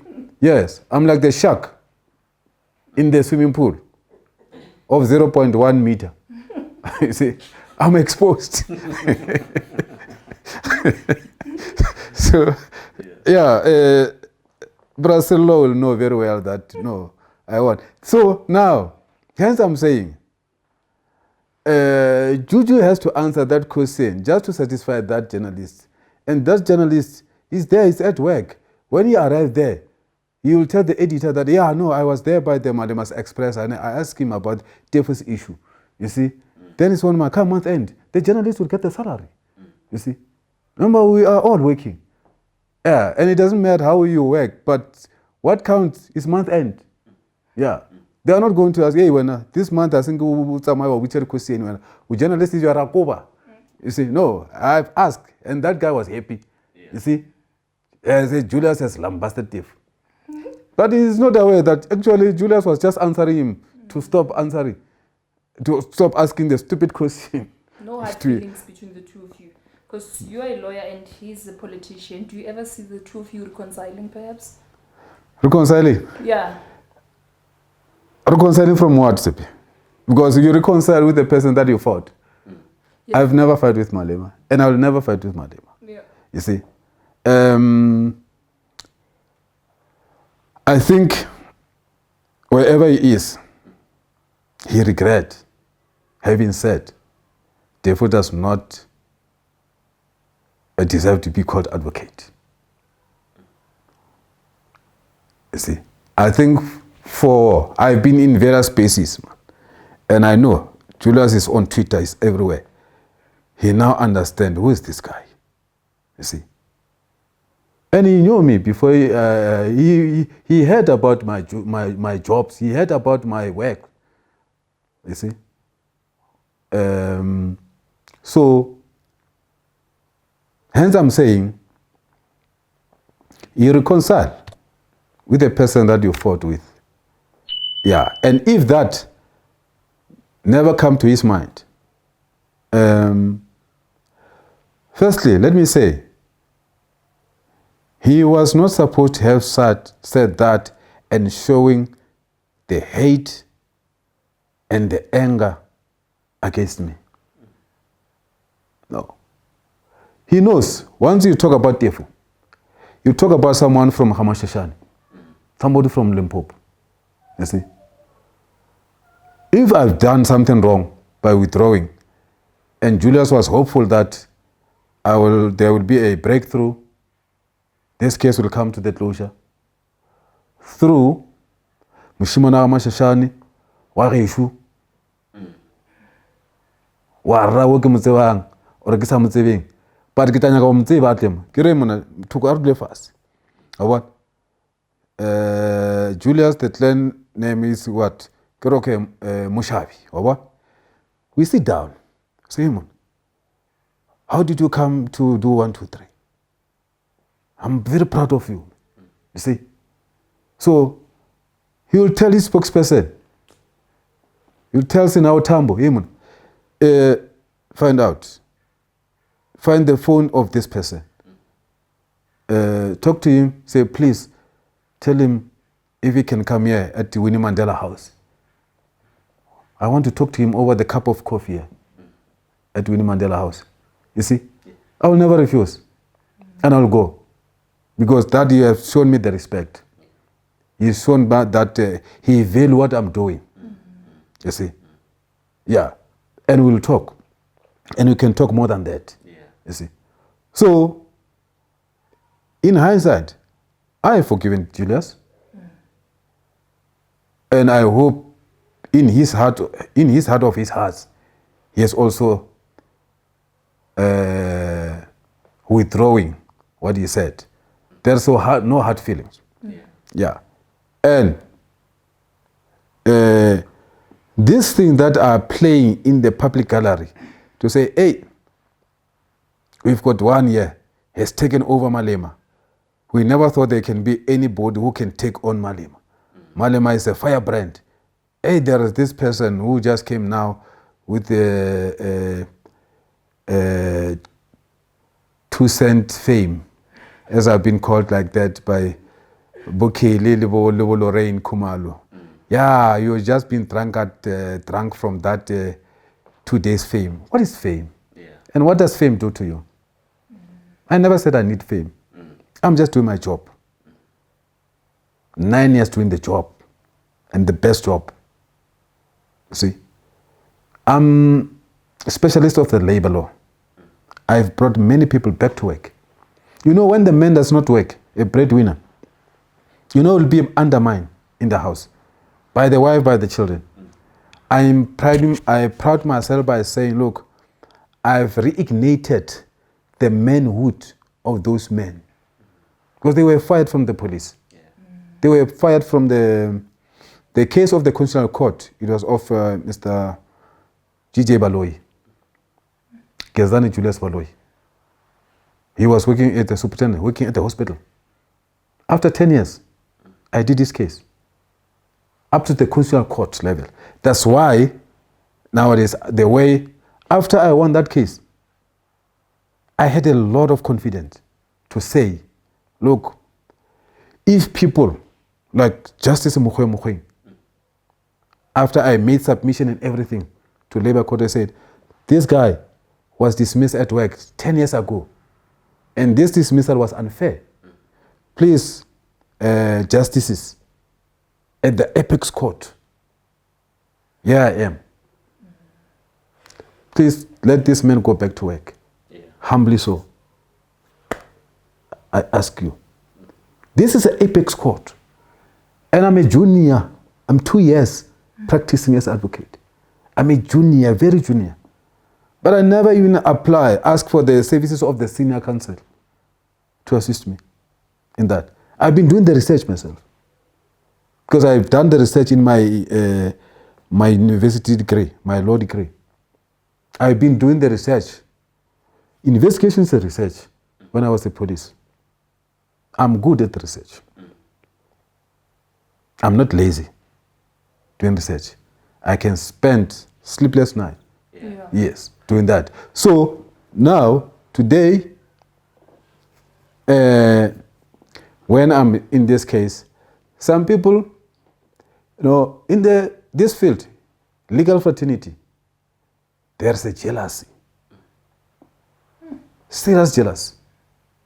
You see, especially the white people, they think the law, the legal fraternity belongs to them. They don't want to see an African person raising his head. You see, they don't want. They will hate that, and they will do everything to destroy you. And now they will even use this colonized, the clever black, lawyers who are being colonized. They will look at you being one of their own, because they've been so incited by this white. They've been colonized. They will start to talk about everything. You know, the people who are blaming Teffo, I can tell you, they are not even 10. They are not even 10. You know their names? And I know their names. Yes, I know their names. You see? So, like, and it's because we've got this, the agent of the devil called the media. He called certain people, black people, you see, and asked them, there's a journalist in this ENCA 4-5, Bongani Bingwa, Sadi Patet, Masewa. You call Zola Majab. You see, this conduct of Advocate Teffo, Mr. Majab, is really of the standard, high standard in our courts. Saying, fucking, or he just stand up and without following the procedure. You know what Zola Majab will say? No. He is not even following the procedure. I don't understand which bar does he belong. You see? He will say all this thing. And these people, the journalist is black, the interviewee is a black, or the so-called legal expert. Sorry, people. Zola Majab, legal expert. He doesn't even know whether he want to be an attorney. Sorry. He want to remain attorney, or at one stage he want to be advocate. There was another stage when Zola Majab want to be advocate. But he asked himself, who is going to give me briefings? I can tell you, I'll never give you Zola Majab a briefing. As advocate, no. I respect him. But somebody from ENCA or SABC or whatever must not tell me that Zola Majab is a legal expert. What is a legal expert? But advocate, you spent the greater part of Friday in court on the 5th of August 2022 when the Legal Practice Council had established founding documents or papers against you with, charges ranging from assault, misappropriation of funds, and etc. Are you privy to all the charges? Did you ever do the things that you've been charged of? Yeah, so I'm still flabbergasted. Actually, let me correct you. This went 2 days from the 4th. Okay. Yeah, from the 4th, which was Thursday. Yes. And then it's finalized on 5th day, Friday. Yeah, Friday. Yes. I am in that court because of all these things that we have been talking about. Therefore, is causing decorum to collapse. Is doing that. The legal expert going to the channels there, being interviewed.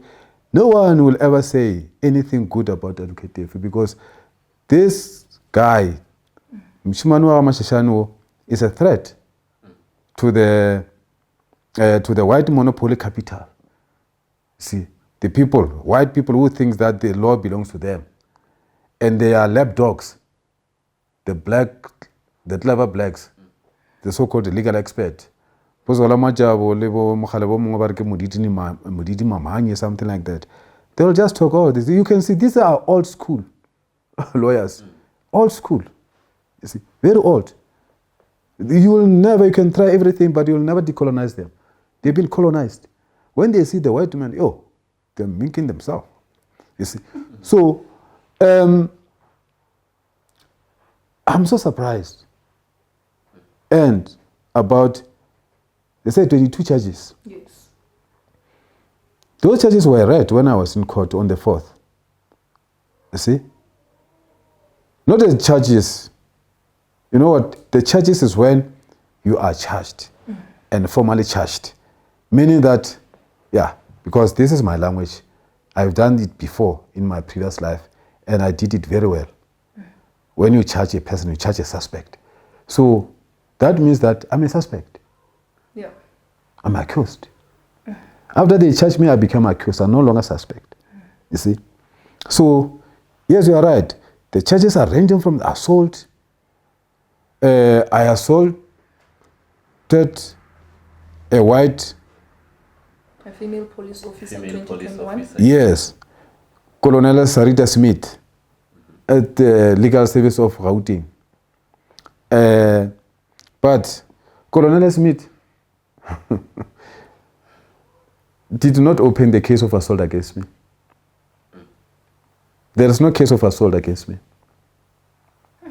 Colonel Smith does not have a J88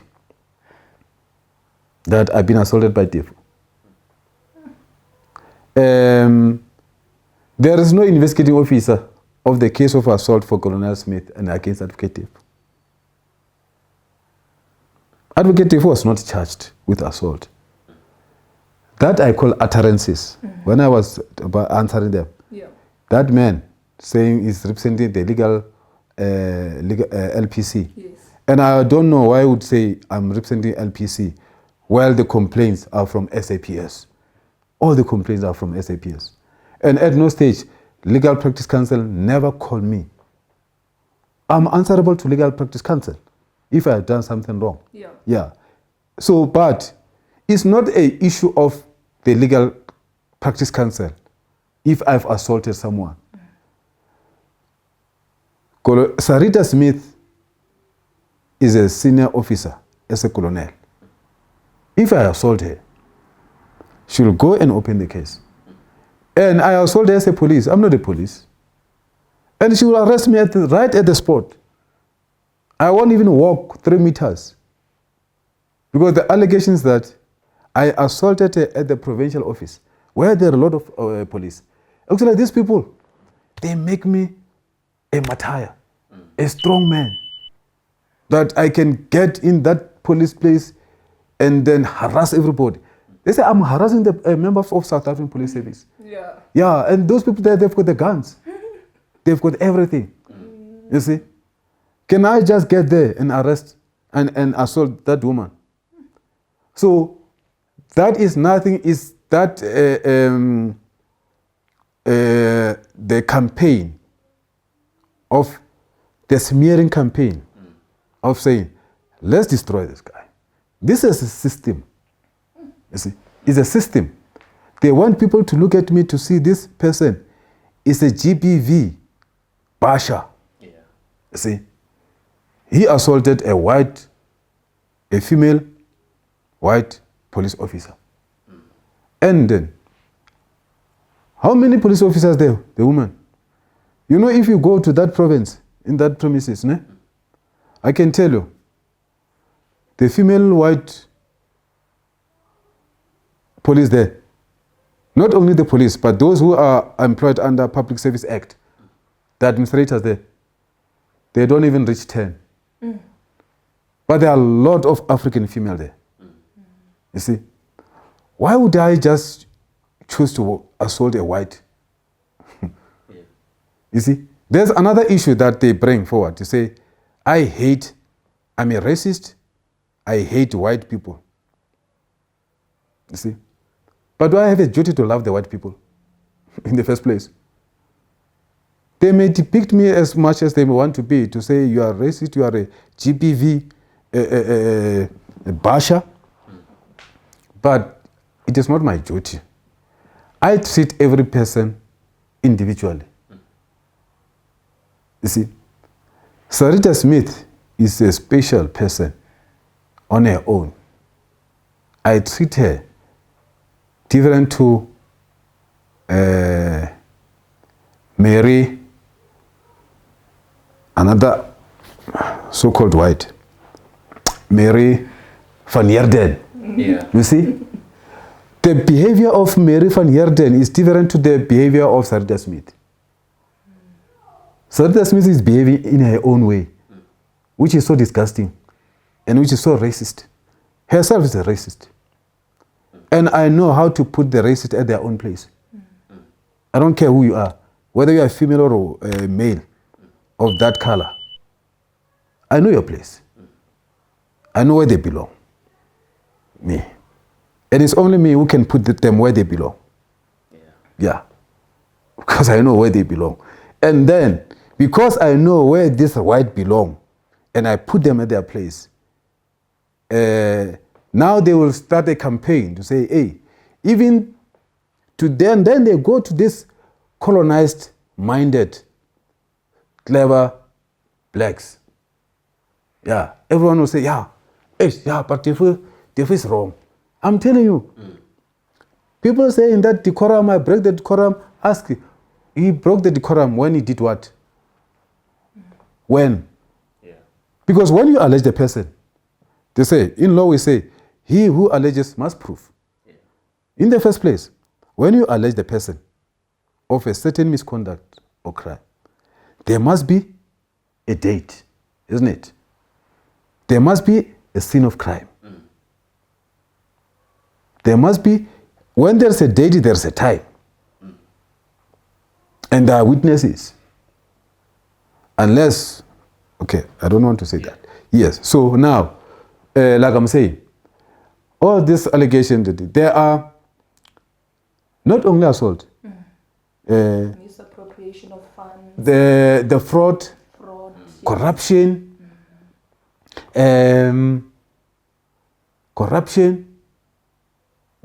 harassment, victimization of the members of South African police service. I don't even know some of them. They only talk about two people and the white people.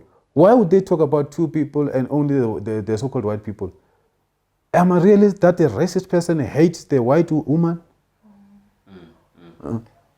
That's what they want the people to know about me. So you believe that these people with all these allegations, they're trying to ruin your life and ruin your career?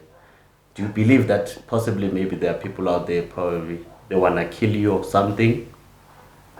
Yeah, they want to ruin my life, my career, not my life, because I'm not made by them, I'm not brought by them. I've got my mother, I've got my father, still alive and kicking. Yeah, and I know who they are and where they are coming from.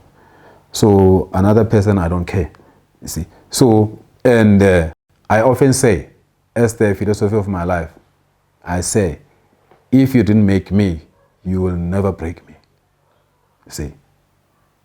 Because you don't know the ingredients that I'm made of. I'm made of a special sterner material, you see. Like more than aster, more than steel. Yes. So you can't break me without my permission. If you want to beat me or you want to kill me, you must ask my permission. You cannot just kill me because you want to kill me. It's not easy. Yes. Come and ask my permission and I'll give you permission if that is possible and ever happen in a normal life. You see. So I can only be able to kill myself when I commit suicide. Yes. So there's no any other person who can commit suicide on my career. Yeah. No. You see. I burned the midnight candles when I was preparing for the exams at the university. See. So I say all this thing with a tongue on cheek. Yeah. In that language, there is this song of the late who's this guy and he's coming from home, Limpopo. Are Kimudidi wa matepe. You see? Arrogant, poor person. I'm arrogant, poor person. If you are the person that I don't like and you don't like me, and you are the only one who's got the food, and in my house I don't have a food, I have to sleep empty stomach to extent that I can even risk dying. But you are the only person with that food, and you are this person of this nature that I don't like. I'll never come to your house and ask for the food. I'd rather die in that stall of mine. That's who I am. I'm so arrogant. Yeah. Talking about witchcraft, you mentioned that at the court there was a point in time where there was a witchcraft happened, that they wanted you to collapse or something during the court case. Yeah. Is that true? The issue of the witchcraft is not a matter of true or false. It depends on the individual, you see. So there are those people who believe in witchcraft and the people who don't believe in witchcraft. Because those are the people that when you talk about the witchcraft, you talk about the conspiracy. Yeah, but to me, having grown up in Limpopo, you see, witchcraft is not a strange thing, it's not a foreign thing. Yeah, so we are getting tried time and again, you see. Yeah, growing up, especially in the rural area, people don't love each other, don't like each other. See, when you are doing the right thing, or like your parents, they are struggling, but they are trying their best. Yeah, you built a big house, 3 or 4 room or so. Somebody does not have that. Yeah, they will start. You will start when you sleep during the night. Everything you'll just hear the footsteps on top of the roof. So in court, what actually convinced you that there is a witchcraft? What did you see or evidence? In court, let me tell you something that you don't know. Ne? Especially when you talk about the courts in rural areas, developed areas, even in urban areas, the high courts. Yeah. For example, I represent people as a lawyer in the disciplinary area or at places like, mostly, let me say in the disciplinary area.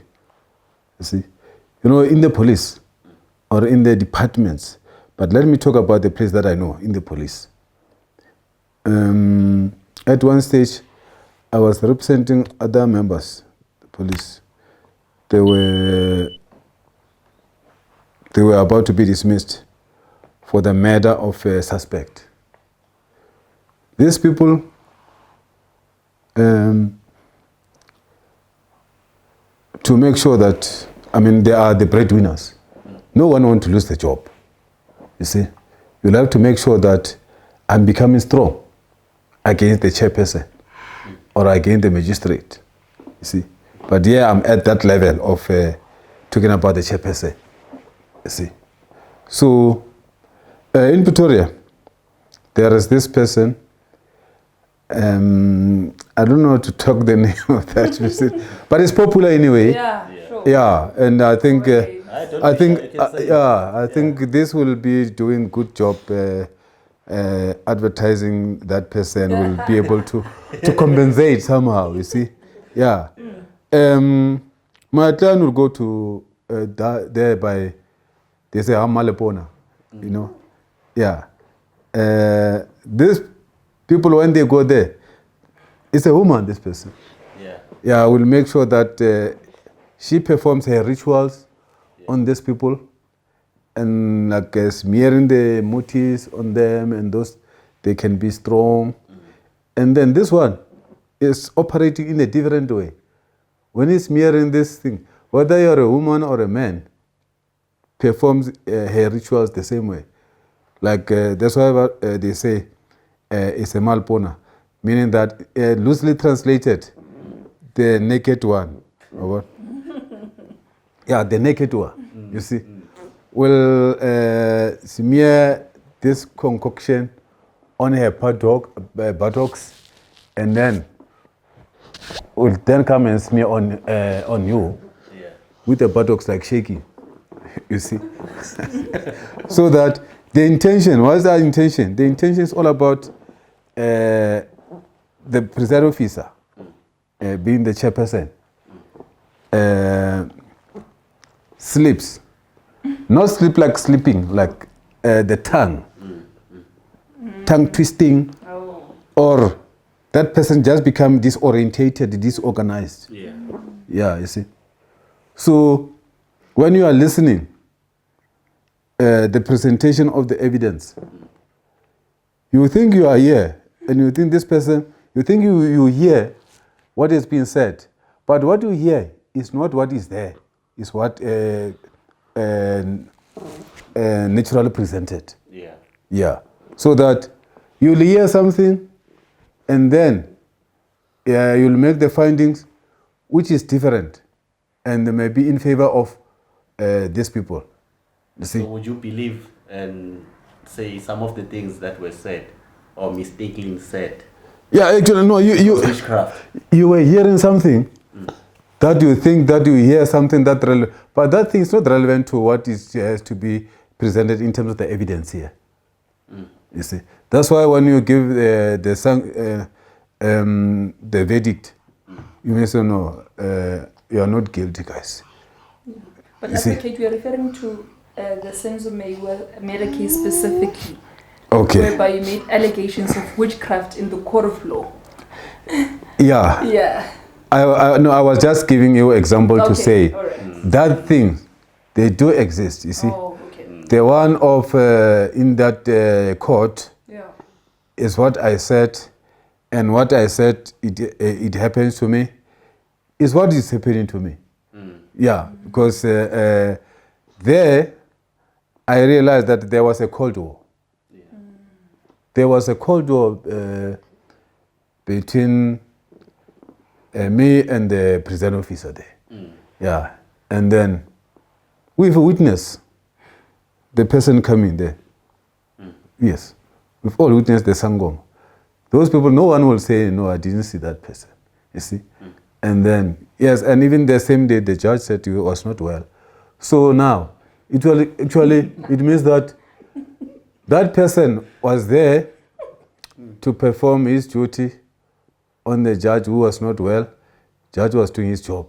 You see? Yeah. Yes. But now the question is, if the things were not the way I happened to think as the things were happening to me after I saw what I saw, and then after the situation changed, I became affected. So who can say I'm lying? It's me telling that, you see. And if indeed judge was not well, and it was the reason that the Sangoma has to come and examine him, why would Sangoma come to the High Court at work? I mean, president of the judge is a judge. Can say, why the judge didn't say, let's postpone this case. So I'm not well. This Sangoma? Hired. The Sangoma? No, I can't say hired, but the Sangoma was coming there for the judge. But why then would you, was coming for the judge. Why would you think that the witchcraft was specifically targeted at you? Yeah, you see. Or whatever ritual. In terms of how the African magic works, it will not go to the people who are not directed for that. If that thing is aimed to you, it will affect you, who are aimed at. You see, yeah. So no, that's why everybody say. People are saying,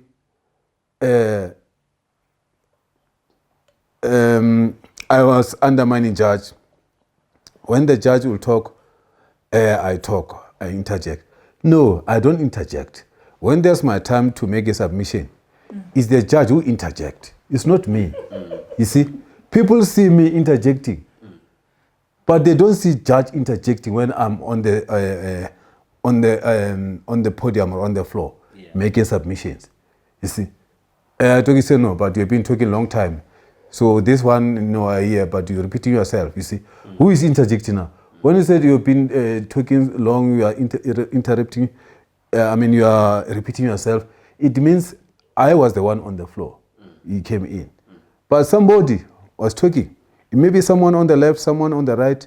When they talk, these people, they make their submission. They make them until they themselves, they say, no, we are satisfied. Yeah. You see, at one stage, someone on the left was making submission for a very long time. I was even started to cut because I realized that I was affected. Let me just see if if I'm delusional or what, let me just make a timing. And the person talked more than 40 minutes. Submission that could have been done, summed up maybe in 15 minutes, but was just allowed to talk and repeating. But now when it's my turn, now I have to make the submission. Look, 7 minutes is too much. Yeah, 7 minutes is too much to be told now I'm repeating myself. You see, even if I may be the dumbest of them all, those people there who are the state advocate, the defense advocate, yeah, it means that I'm the one who's the most stupid person there, you see, who does not even follow the procedure, who does not, who's there to collapse the decorum of the court. Yeah. So you sometimes get a mixed message or mixed feeling to say, some stage, you don't know what you are doing. You're just repeating yourself and you just don't follow the procedure. But now, other time, so that shows the character that you are as a lawyer. You don't understand the process here. You see? Then, the next time, it's like, if you are not following the procedure, then you'll be collapsing the decorum. And the judge never said, I'm collapsing the decorum. The collapsing decorum is in the street. You see? Yeah. So now those other judges outside that court or outside this case, outside this trial, the judges in the street, the clever blacks in the street, the whiteys, you see, making a lot of noise. You are the one responsible to collapse the decorum. So now these people, they mean that you are strong, you are a powerful person. You can collapse the decorum of such a huge case with such a big senior magistrate. You see. So then you see, now you can see now there's a mixed feeling and mixed opinions. You see, inside the court. I don't follow the procedure. I talk time. I don't give other people chance. But those judges outside who are judging me, I'm collapsing the decorum. But also, I'm strong. As a servant of Christ, I mean, you just declared earlier in the interview that you're a servant of and a firm believer in God and Christ. Yes. Do you think that the rituals performed by the Sangoma directly impacted you and affected, you as a defense advocate? Zepi, let me tell you this thing. This is Africa. Okay. You see? And we've been in Africa, and myself having seen a lot of things happening when I represent my client.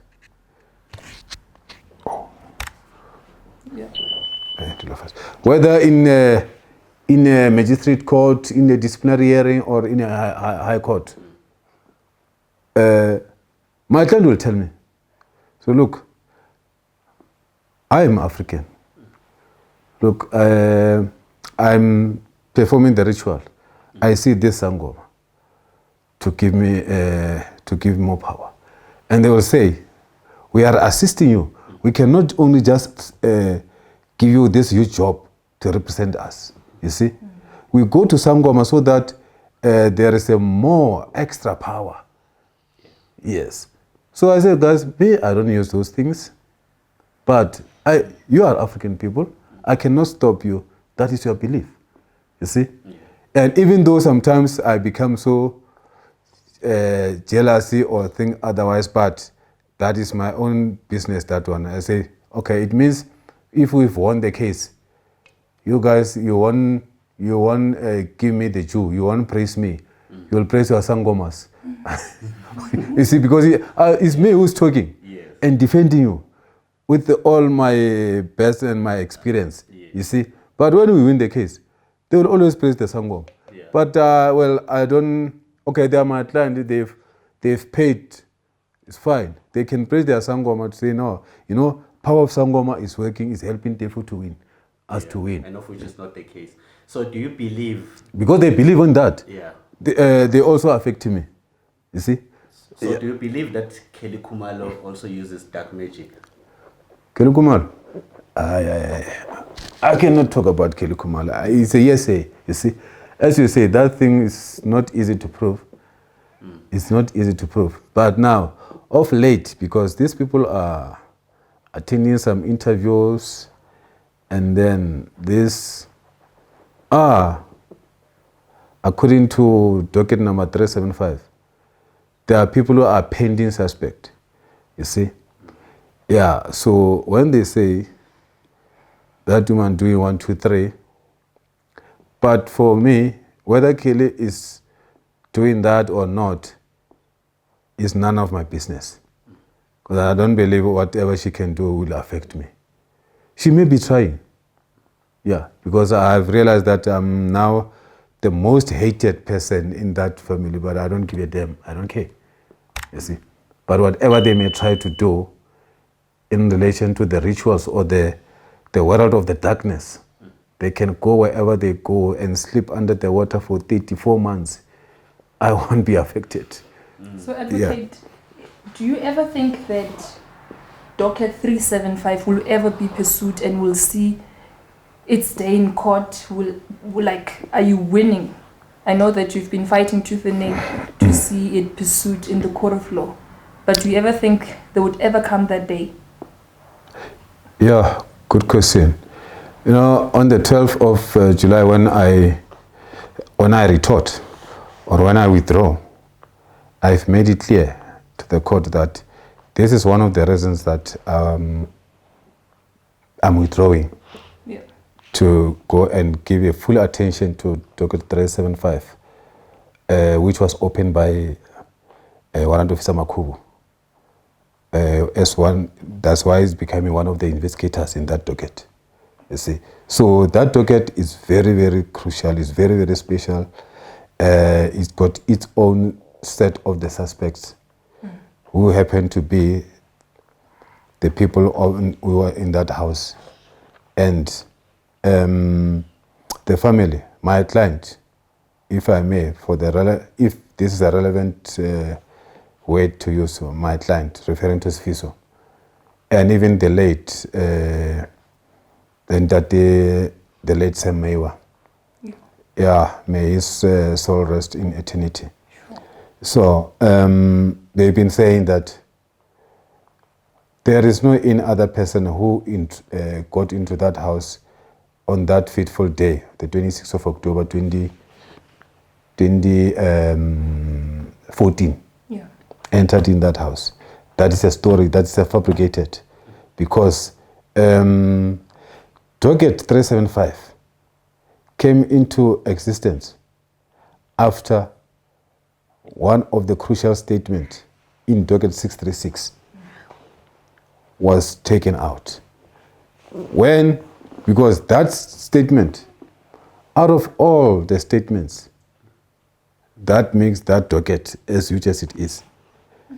That affidavit is very, very important, you see, because that affidavit was deposed by the brother-in-law of the deceased. And that docket, affidavit was informed by the fact that on the 26th of October 2014, immediately after Senzo was shot in that house, within 10 minutes, somebody make a phone call to the sister of the late. Now, by the time when this person phoned, it happened that the sister was with her husband.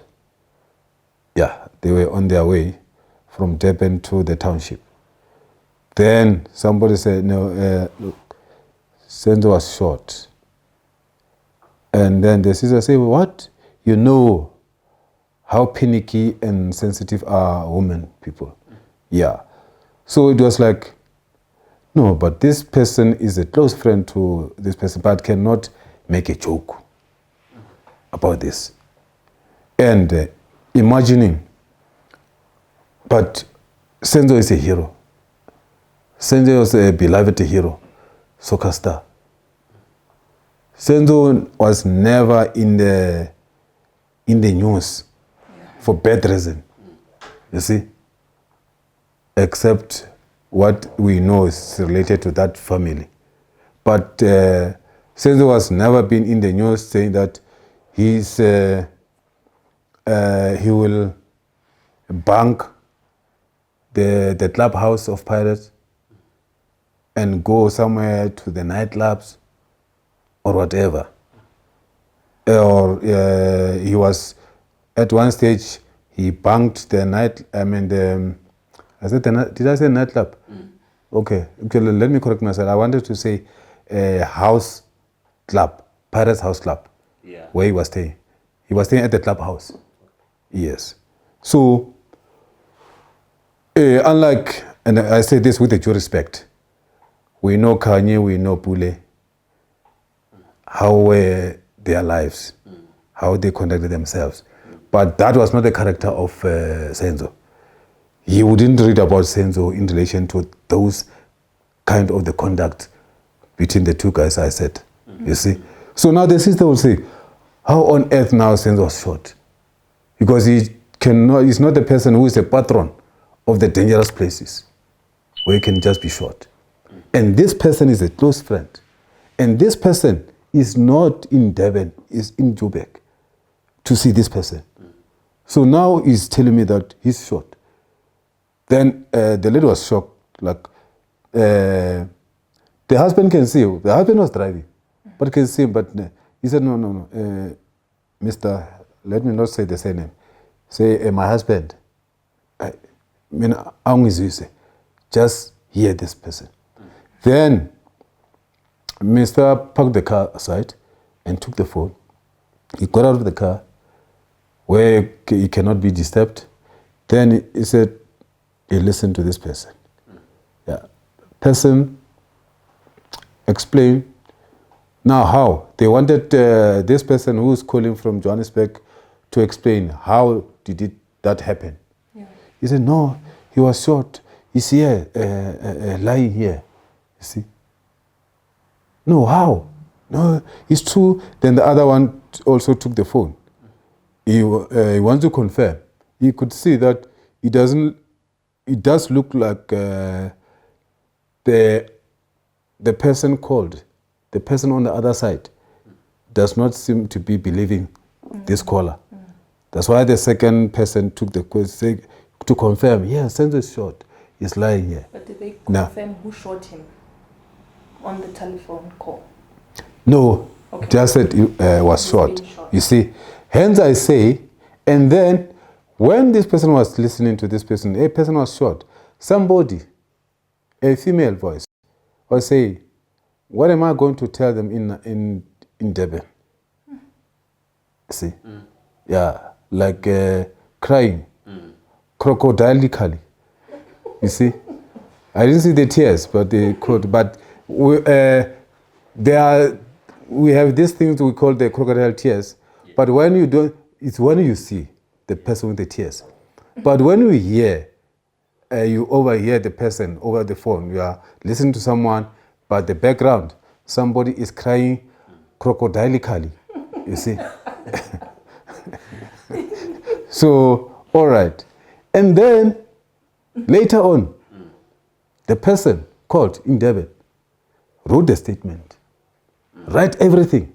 The statement was so meticulous to say at the time when this person called, he said this, and I asked, I was never given the clarity. And then the next person took it to confirm what the first person said. I also asked the same question as to clarify. I never got the clarity. But at the back, there's a crocodile crying. Yeah. So what I'm hearing here is that the people who were there, they've seen what's happening. They witnessed. Hence I'm saying that statement is crucial, and it's not by mistake that there is a docket 375. You see? Because that statement went missing in a 636. But also on the statement, advocate, it says he's been shot. It doesn't stipulate, I'm assuming, whether he's been shot by intruders, whether he's been shot by any of the people in the house. Yeah. Right? It just stipulates that at this time we received a call notifying us that Senzo has been shot and he's been killed, and that's it. No? Yes. Yeah, this was it was what was said, you see. And then, like I'm saying, there is good investigator. The person who opened case 375, investigating officer, warrant officer Makubo. Yes. This is a seasoned investigating officer. So it's a person who, when he investigates a case against you, there is no any other alternative. You have to be found guilty. And you won't get the sentence less than 10 years when this guy has got the case. You see? So it's the same guy who gave accused number 5 6 lives plus 39 years. Because he was taken for his special skills of investigation, was part of the team of political killings investigators in Devon. You see? Yeah. So again, this guy is good in what he's doing. And the other case that he cracked, it was the case of the late son of former editor of Sowetan, Dr. Matata Zidu. Yeah. This man is the one who made crack that case when nobody was suspecting the wife to have engineered the death of her husband, Makubu, with a sniffer dog kind of modus operandi. He's the one who has made a breakthrough. He can see the unsuspecting people. He can see those people whom we don't suspect. But he can see he's got a special eye. Yes, you see. And yet, he's still a warrant officer. The people who know nothing are brigadier today. This one who's investigating case 636 is a brigadier. The guy was working at the vehicle theft unit, VIS. He knows only the engine of the cars. He cannot investigate. That's why in this 636, he wants these guys to admit, to confess. And he tortures them. You see? If there's some electric shock. Because the guy was working in the vehicle theft unit. He knows the electricity. That's why he shook these people to say, hey, Vomani, put in or what? And I'm sorry. And let me correct myself, you know. There's someone, we learn. I must make mistake. Making mistake, it makes me a human. Yeah. You see? What I want to correct is that I spoke in Zulu less. And there's someone along the way, in other space somewhere, I spoke in Zulu to say those intruders get in there and spoke the Zulu. Someone said, are you insinuating that the criminal will always be the Zulu people? You see? Yeah, so now, but it's not me. Yeah. It's in docket 636. Why the people there in 636 are all Zulus? Why? You ask yourself. And these guys in 636, those are my client. Why they know each other? Why are they from the same area? Kwanongoma. Nasemahlabathini. So this person who used to work in the vehicle theft, knowing too much of the engine chases and everything, now want to be the expert in, the case of murder is very complicated and it needs a special skill. You see, you cannot take any Tom, Dick and Harry to investigate the murder case, because that person is going to make a very big mistake and silly mistakes. You see, look, those people are arrested by this person. His name is Keninda. I don't have to hesitate to drop the name. His name is Keninda.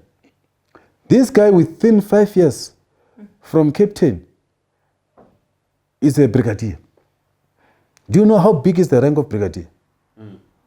It means that you have been in the ranks.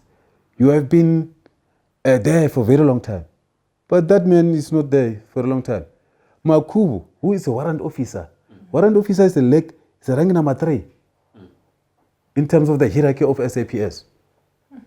This person with experience of more than 25 years, more than 30 years. You see, in special investigation. Makubu was in the organized crime. You see, he's got a special skill, but nobody's saying anything about him. Not even the National Commissioner congratulate him. You see, let me take you back during the time when the white people were still so many. During the time of the Bushi Engelbrecht, the time of who is this guy who cracked the case of not Emil. There was you remember that case whereby there was this Indian guy killed a girlfriend, and you mean the one that flew to Cape Town on holiday? Yes, yeah. You know that one. They flew to South Africa for a holiday, honeymoon, and the lady was killed. Yeah, is that one? Oh, man. There was other one, man. It's that one. And then he was given the rank of brigadier. He's a white person. They thank him. And they call him, they give him the medals. And they make him known to the public that this man is cracking the cases. You see? Yeah. But why Warrant Officer Makubu is still Warrant Officer? More than 30 years later, still. Not moving, no upward movement. Also, they still left it. The fact that you are name dropping, you claim that the people who are conspiring to ensure that this case never literally comes to a conclusion, right? Do you have an idea who are those people? Also, you're saying you are living literally by the edge. Your life is on threat. Do you have any idea who literally wants your head? Okay. Yeah, you see, these people, remember last time I said to you that on the 13th of December 2021, in the press conference at the University of Pretoria, Siso said, if the good servant in this public service, in the police, want to do the right thing, to go and arrest people at the house there, those people the target will be taken from them, and they'll be taken for disciplinary hearing and be dismissed. You see, in the police. Yeah. And the same applies in the prosecution. There are good prosecutors there. At court, there is Exhibit C that has got his indictment. That was done by one of the good servants in the prosecution. After this man drafted the indictment, it was supposed to be signed by his senior at the DPP, Mr. Chauke, here in Johannesburg. Then, miraculously, Chauke didn't sign that. The next thing, he just leave it there without being signed, you see. Yeah, so the poor guy, the docket was taken from him, was given someone in Pretoria. The one that you see now, Mr. Blue Seal, you see. So, this one, you can't believe, from High Court, he was demoted because he wanted to arrest the person who is a national key point. You know, when we say national key point, what do you mean? That property is protected. Yeah. Yes, you see. So this person is so protected, or these people are so protected. You see, you don't have to go there unthinking. Otherwise, you lose your job. So the poor guy, the docket was taken from him, and they take him back. They send him from High Court. They send him to GP, Magistrate Court. Think about that. Being the prosecutor of the High Court, you are senior advocate. Now you are being demoted because you wanted to go and arrest someone who is so protected. You see? Protected for what? You are a poor guy, you don't know, you're just doing your job. But you can see there's nothing you can do. your seniors are, hey, that one is untouchable, or those ones are untouchable. You see? So, as we speak now, Makuba has been charged after he opened the second case. He has been charged. He has just been added to another docket as a suspect of the case that he was never part of that. He knew nothing about that case. And that case is a very serious case. What is needed is to say, and the person who added him is Chauke. Just give this prosecutor to say, hey, add this man there. He's one of the suspects of those people. You know where he was added?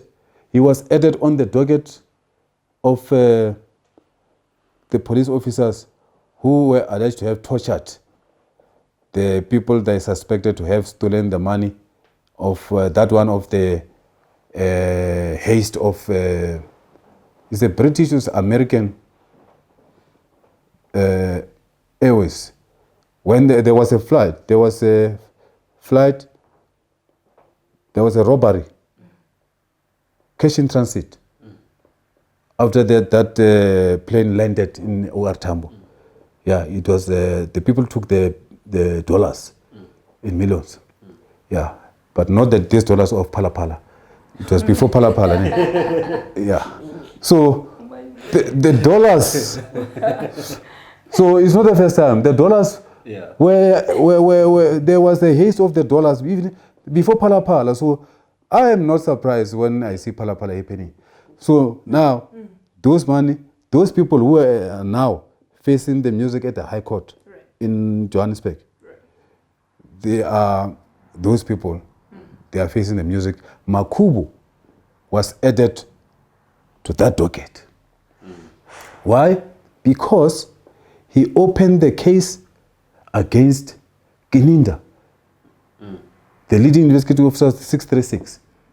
And Kininda considered that, yes, I took up the statement. Where is the statement? I remember it was even before I became part of this. It was even before I know Sfiso.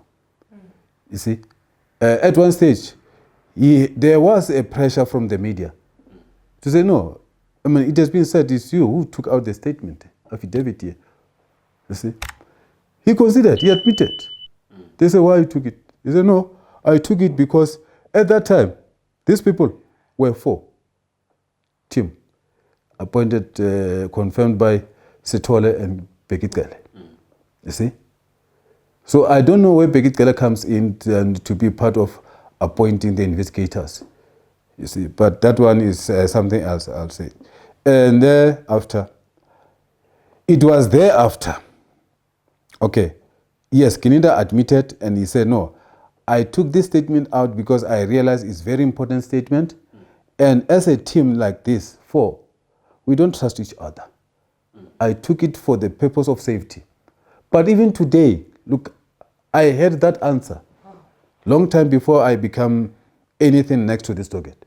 Today, the docket is in my position. That statement is not there. And Kininda cannot bring that statement. And Kininda is the investigating officer of 636. Yeah, he's supposed to be assisting the state. Remember that whatever the state has got, we must have. But we cannot have that affidavit, even today. Makubu and Lieutenant Colonel Butileze, they have to go back to go and retake another statement from the same person. You see? So now, you see what's happening there.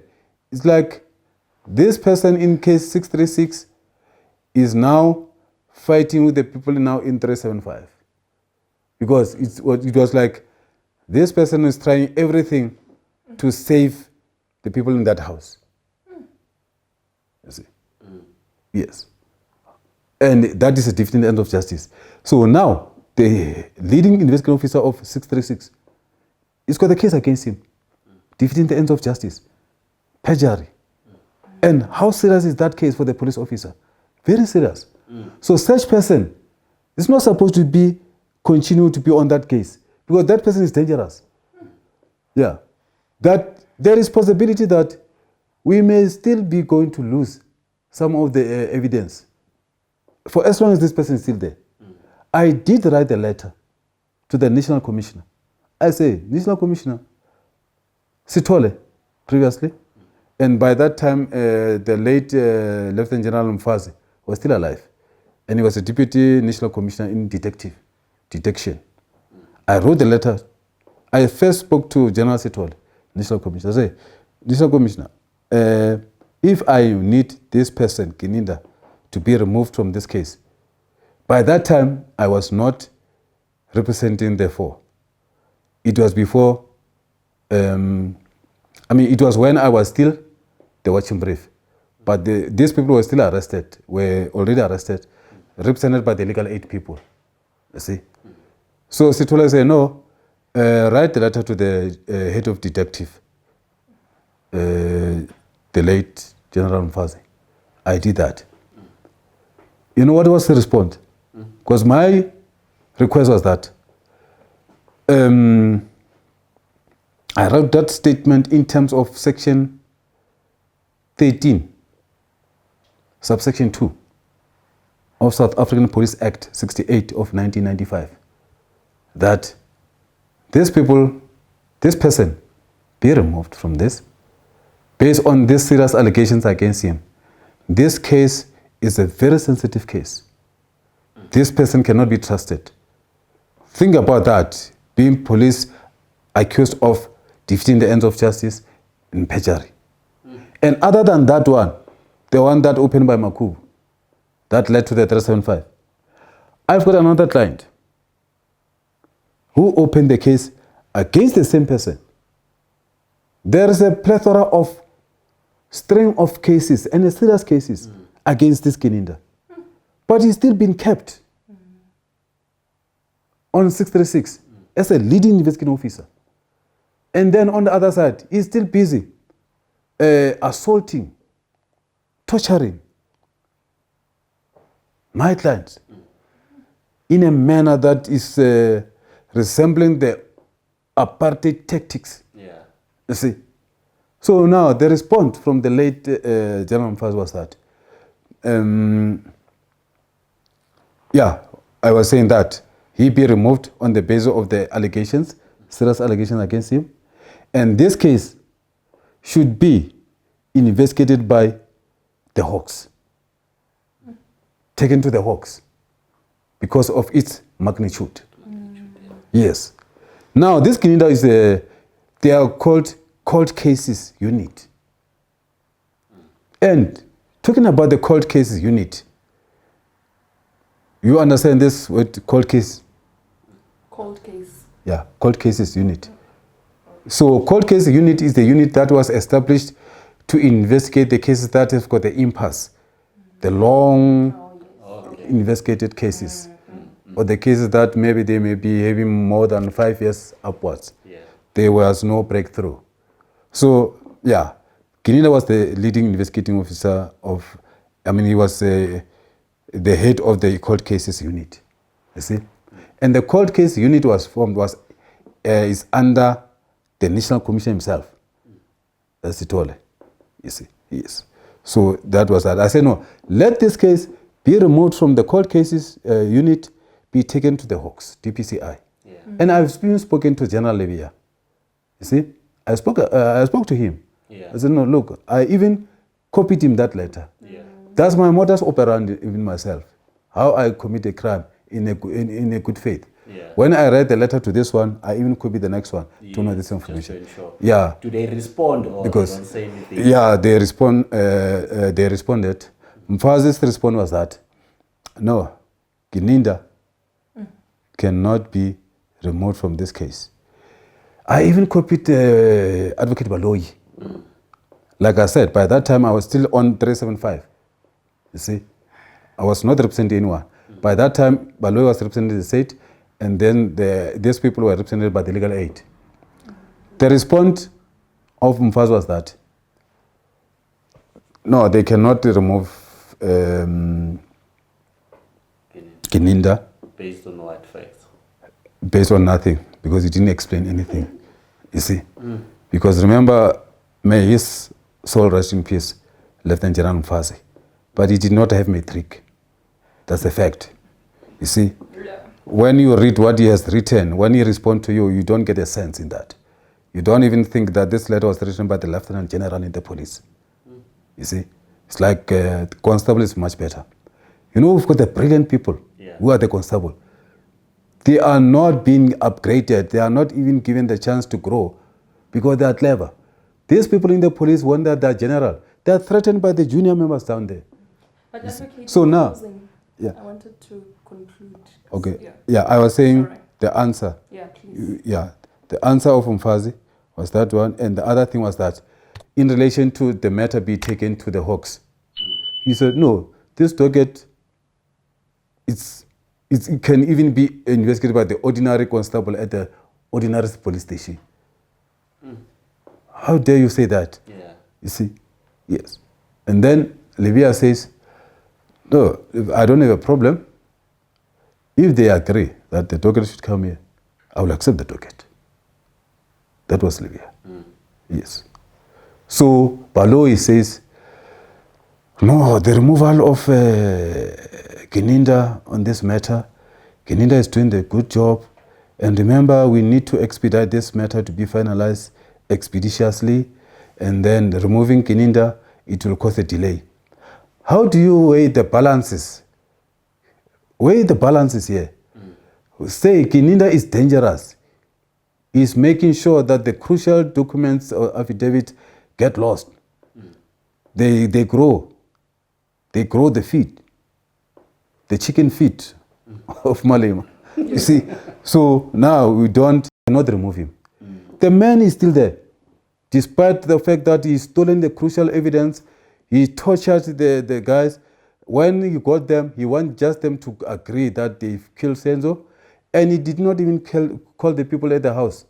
Remember, Gininda on the 26th of October 2014, he was not in there at that house when Senzo was shot. So how on earth then after he arrested the people, he did not call those people to come and identify this? But the first person was caught. I mean, when the first person was arrested, Zamugutle Mbata, the people in that house were called. And they went to the identity parade. And Kelly's mother and Longwe pointed out Zamugutle Mbata. You see?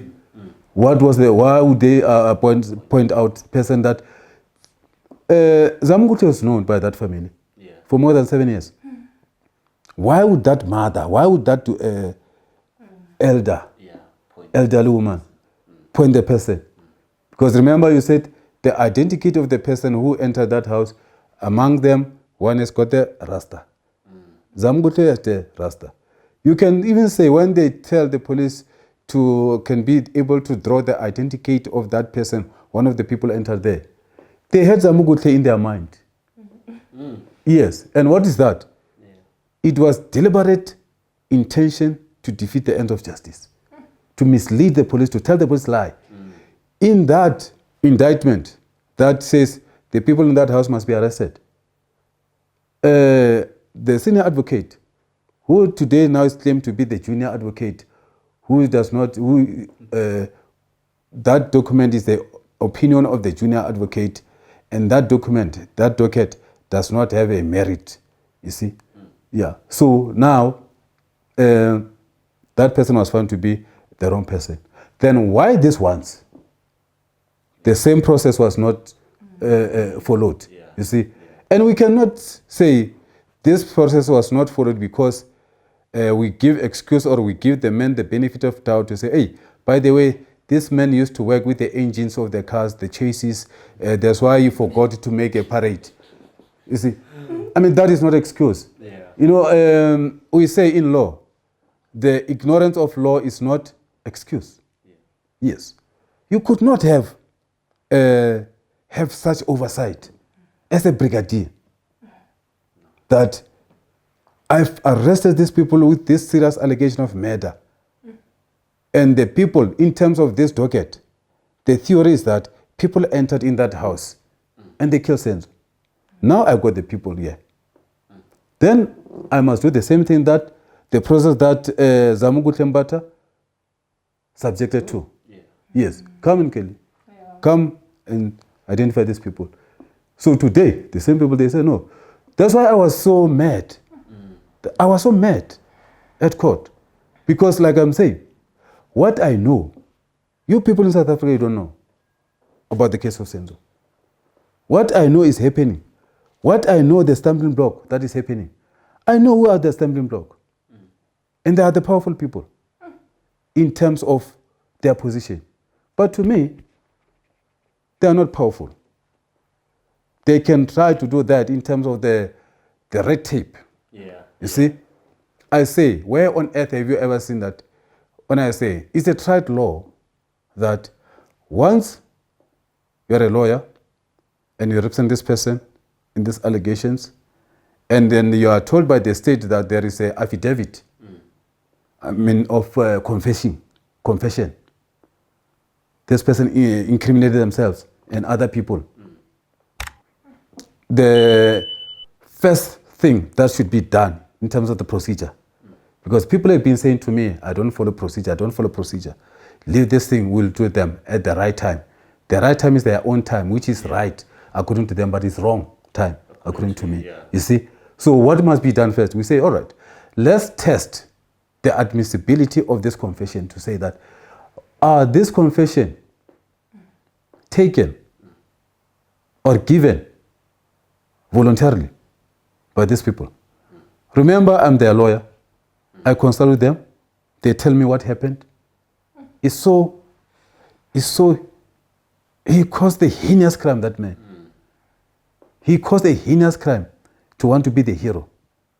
And the minister is involved. Mr. Cele. Remember on the 26th of October, 2020, they said there is a breakthrough. You see, after 2020, it was 6 years since Senzo was killed. Say after 6 years, we've got a breakthrough. People who killed Senzo, Bafana, skipper, goalkeeper, have been arrested by us, the police. He's counting himself as a police. I don't know. How can he differentiate between? He doesn't know even he doesn't even understand whether it's a minister of the police or it's a national commissioner or is a head of detective, because the people come, he called the people, hey, bring that docket, I want to see. How can the minister go and peruse the docket? Be involved in such. Be involved. You know, Section 96 of the Constitution, it says minister cannot abuse his office for the private benefit, to deprive the private people of something, to benefit them or to deprive them. You see? Because tomorrow, I know, I've learned to be patient. I've learned to be patient. Those guys under 636, it's just a matter of time. We've spoken to them, say, guys, don't worry. You are renting. You see, you are renting by being in jail. Nowadays, in terms of the act, that act, when you sue for being in the jail for the day, it's 25,000. You see? Our guys are renting there. You see? So we'll even count in terms of the rating at work. When the person getting the salary, okay, working on Sunday, you get double rate. You see? So these people have been there. The Christmas would be 50,000. This is going to be our argument. You see? So don't worry, guys. You are rating. We know these guys will come out. So the time you were arrested in court, do you believe that Bheki Cele was also part of that? There was instructions. From Bheki Cele? Even those guys who arrested me, they told me when we arrived at the Hillbrook police station. Remember, there were even TRT people. The guys approached me and said, okay, don't blame us. Please, we are just been doing our job. These guys, he approached us, this guy. That one who arrested me. That's Sergeant Masungwini. It's Masungwini. He's given the docket. He's the one who's given the task. Them to get you arrested in court? It's from the instruction from above, and that above, Above is a Mawela, the provincial commissioner of Gauteng. It's the current national commissioner, Masemola. And these people, they got instruction from the main guy, being Mr. Cele. The so-called minister, who is minister come national commissioner come head of detective in South African Police Service, Mr. Cele, you see. Yes, so, and then, yeah, there's a lot that has happened. Even, and the other office, but that other office, I won't say this thing now, you see. Yeah, but anyway, I've implicated that, you see, yeah. So, all these things, they are all about me not being part of this docket. You see, because I'm gonna crack it, and I know I'm going to crack it. But when you crack it, what do they then stand to lose when they keep on covering up, intimidating you, threatening you, and doing all these sorts of things? What do they stand to lose? Stand to lose? You don't know what's gonna be seen by the people of this country who are involved. See, so the damage has been caused. Yeah. That's why what is so surprising, in case 636, the witnesses are 130. First 5 witnesses were those people who were in the house. First 5 in sequence, from number 1 to 5. Yes. But now, why the first witness of the state is number 46? And the second witness will be number 56. The third witness is going to be number 77.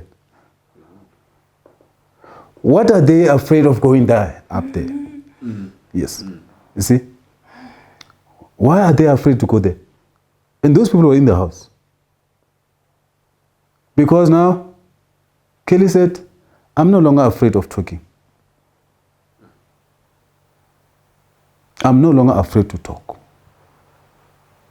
That's what I'm saying myself as well. This thing, as they are harassing me, because myself, I'm not in the police, I'm not in the prosecution, they will not dismiss me. They will come with their concoction, their fabrication, to say myself, I must be disciplined by the LPC. I must be struck off the roll. If they want to see the unrest, the violence in this country, let them say I'm suspended or I've been struck off the roll. I'm not accounting to the SAPS. How can on earth SAPS be a complainant against me? I'm an advocate, I'm independent. I'm answerable to the LPC. For the information, and information of the viewers or the people of South Africa, there are 22 charges as I hear, because I never even bother. Since the 4th and the 5th, I never even wanted to watch the TV or whatever. This nonsense ENCAs and whatever, the medias, you see. And reading this News 24-ish things, you see. I watch the Cocomelon with my pretty hair, you see. Yeah, and look, I'm stress-free, Yeah. When we watch the Cocomelon, she danced for me, you see. That teacher of the Cocomelon. I don't watch the TV anymore. And this is what Justice Mogoeng said. And I now understand him. I was thinking, why this man saying, I'm serious. Justice Mogoeng. Yeah. He said, no, I'm no longer watching the media things. Because you are a liar. You are lying to us. You see? You are saying all these nonsensical issues. I've joined him. I now understand him. And I'm going to seek his address or the contact. Then I can sit down with me. He can lecture me. He can advise me. You see? So, That is the issue. Now, look, since the 4th, since Thursday, until today, there are those who says, I've been struck off the roll. I'm no more advocate. It is all over. You see? And the so-called outcome is not out. It's because the media. Yeah. And I'm being further told that there is a Twitter that has been doing the rounds from the chairperson of LPC, one advocate, Janine Maybeck. She has sent the tweeters to the bars, all the bars, that Teffo has got no chance. It's going to be struck off the roll for his misconduct. You go to her, ask, what misconduct are you talking about? You see. But I'm not worried. And it's not my duty. But thanks, through you guys, the podcast this year is going to go viral. And I know you've got the big, the huge viewership. People will now get the answer. Yeah. You see? So, the other thing is here. Give me this chance. Maybe the last one. Yeah. The other, God is, we've got the God of mystery. Mysterious God. The great God. Yeah. Like what happened in the case of Senzo. Do you know the case against me? There are 2 case numbers in the so-called, the LPC case against me. There are 2 case numbers. For the same charges? Yes. The so-called the 22 charges against me. There's I happened to find out about the new case on Wednesday when I went to Pretoria to inquire, because those people, they calling themselves the LPC lawyers. I wrote them a letter, say, guys, you send me this document, say no, there's I have to go and appear in court, in the High Court, for alleged misconduct of mine, which I was never even given the charge. You see, yeah. So when I went there, I look around. I went straight to the register. They sent me to another secretary of other judge in the Old Fort. Old Fort is the court of across, where normally there's the office of the judge president. When I arrived there, I didn't find the lady in that office. Fortunately, I found the judge himself. He said, no, I'm not doing the LPC matters this week. There are 2 people that are doing LPC matters. It's a judge so-and-so across.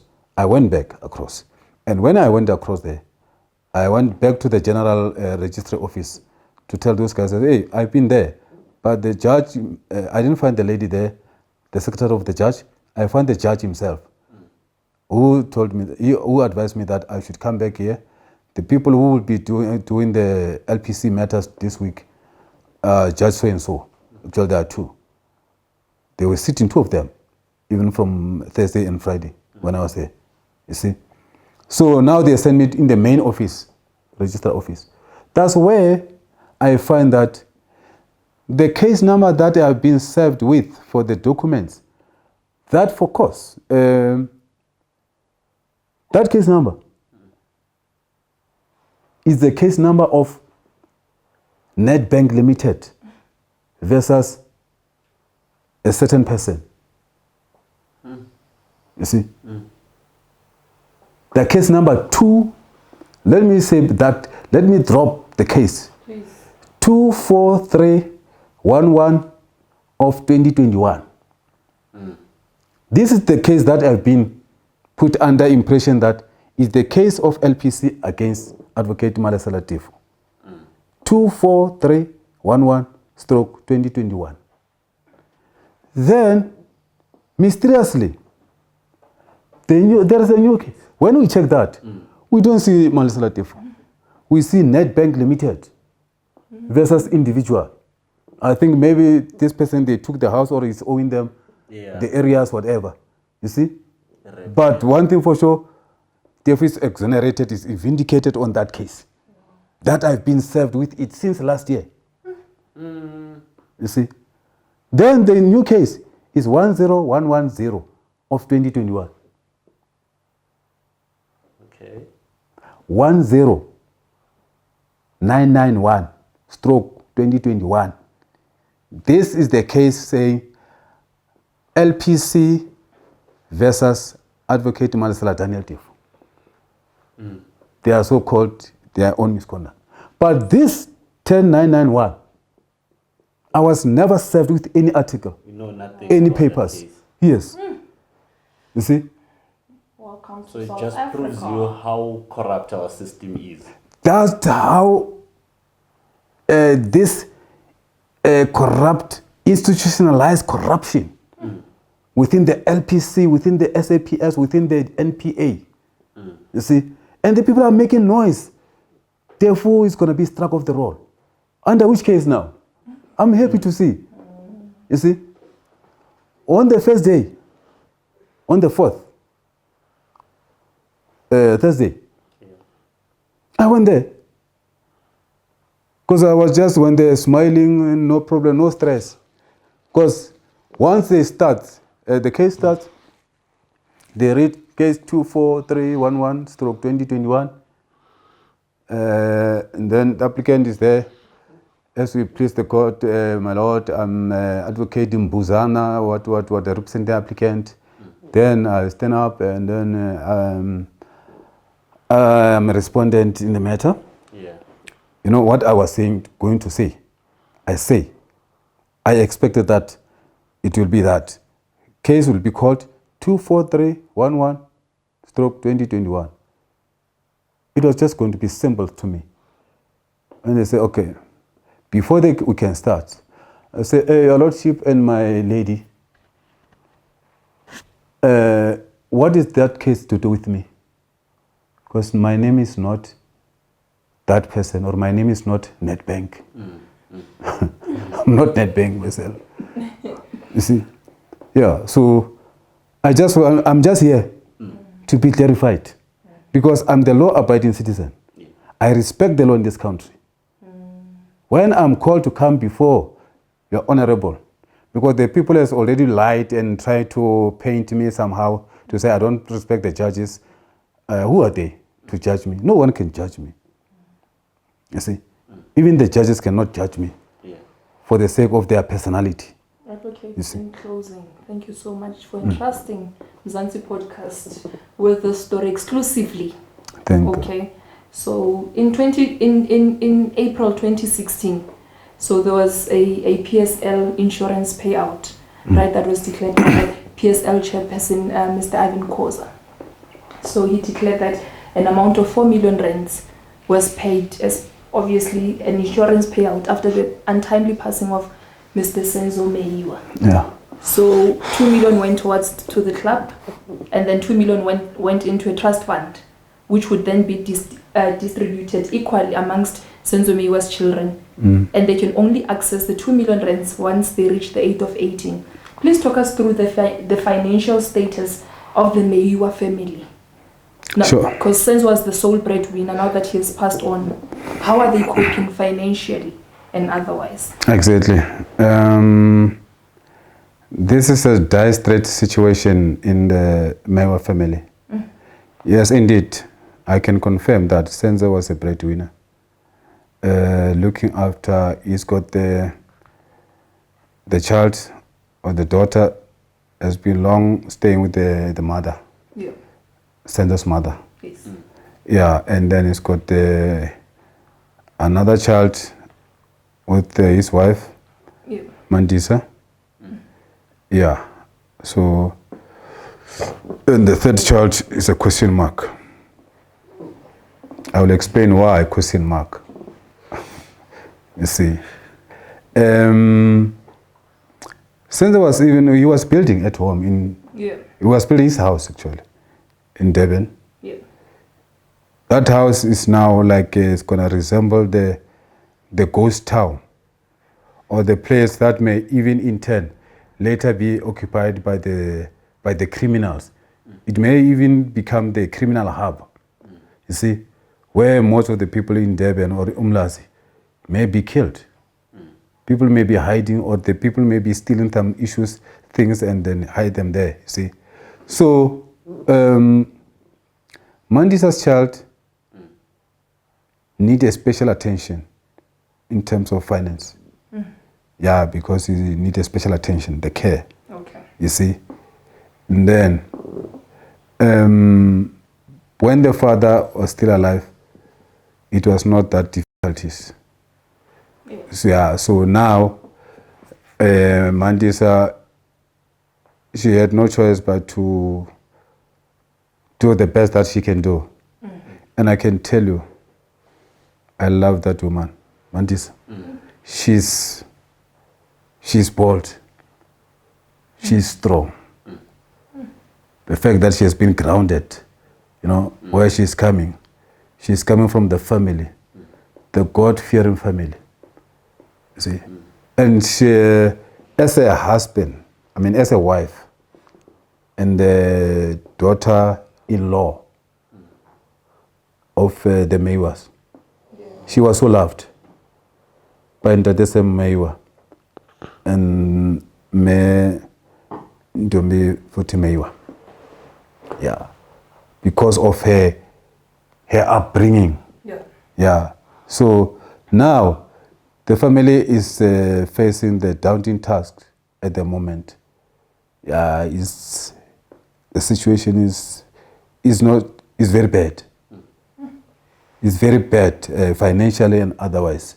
You see, so they cannot cope, and then this was compensated so badly by the departure of Senzo Meyiwa.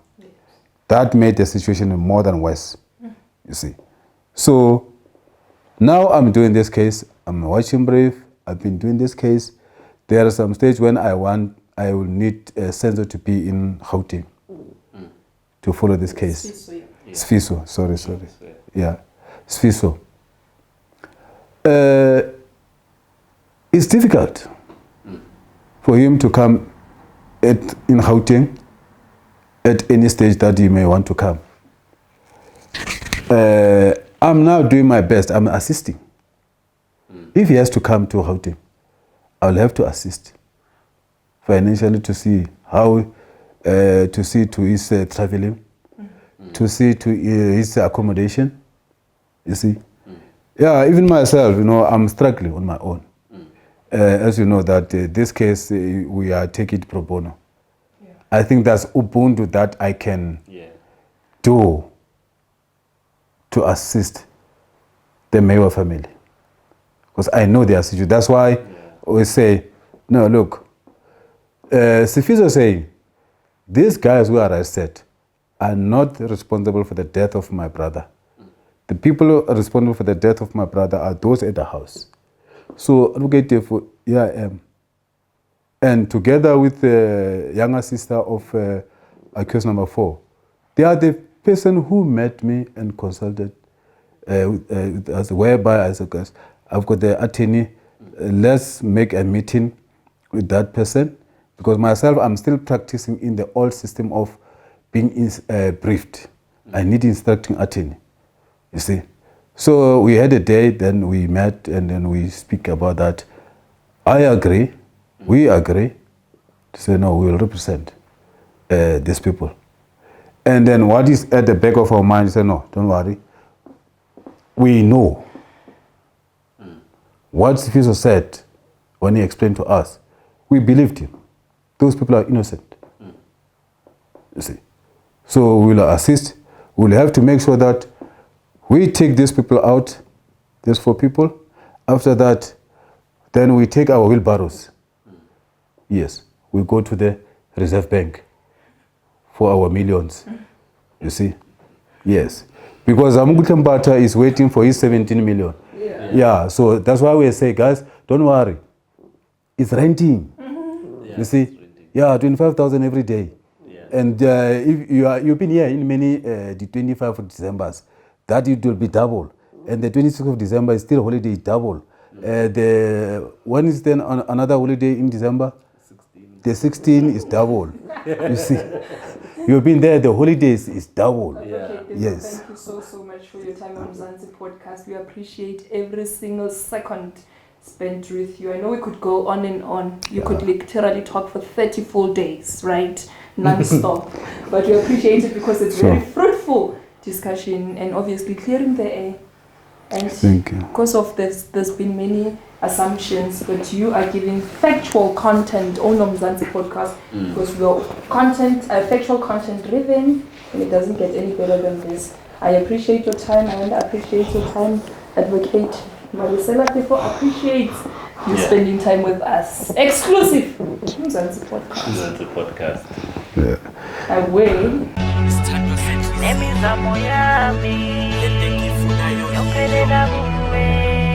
Sithandwa senhliziyo namaphuko wami sithandwa senhliziyo namaphuko wami lento engiyifunayo namaphuko wami sithandwa senhliziyo namaphuko wami ngeno seke namaphuko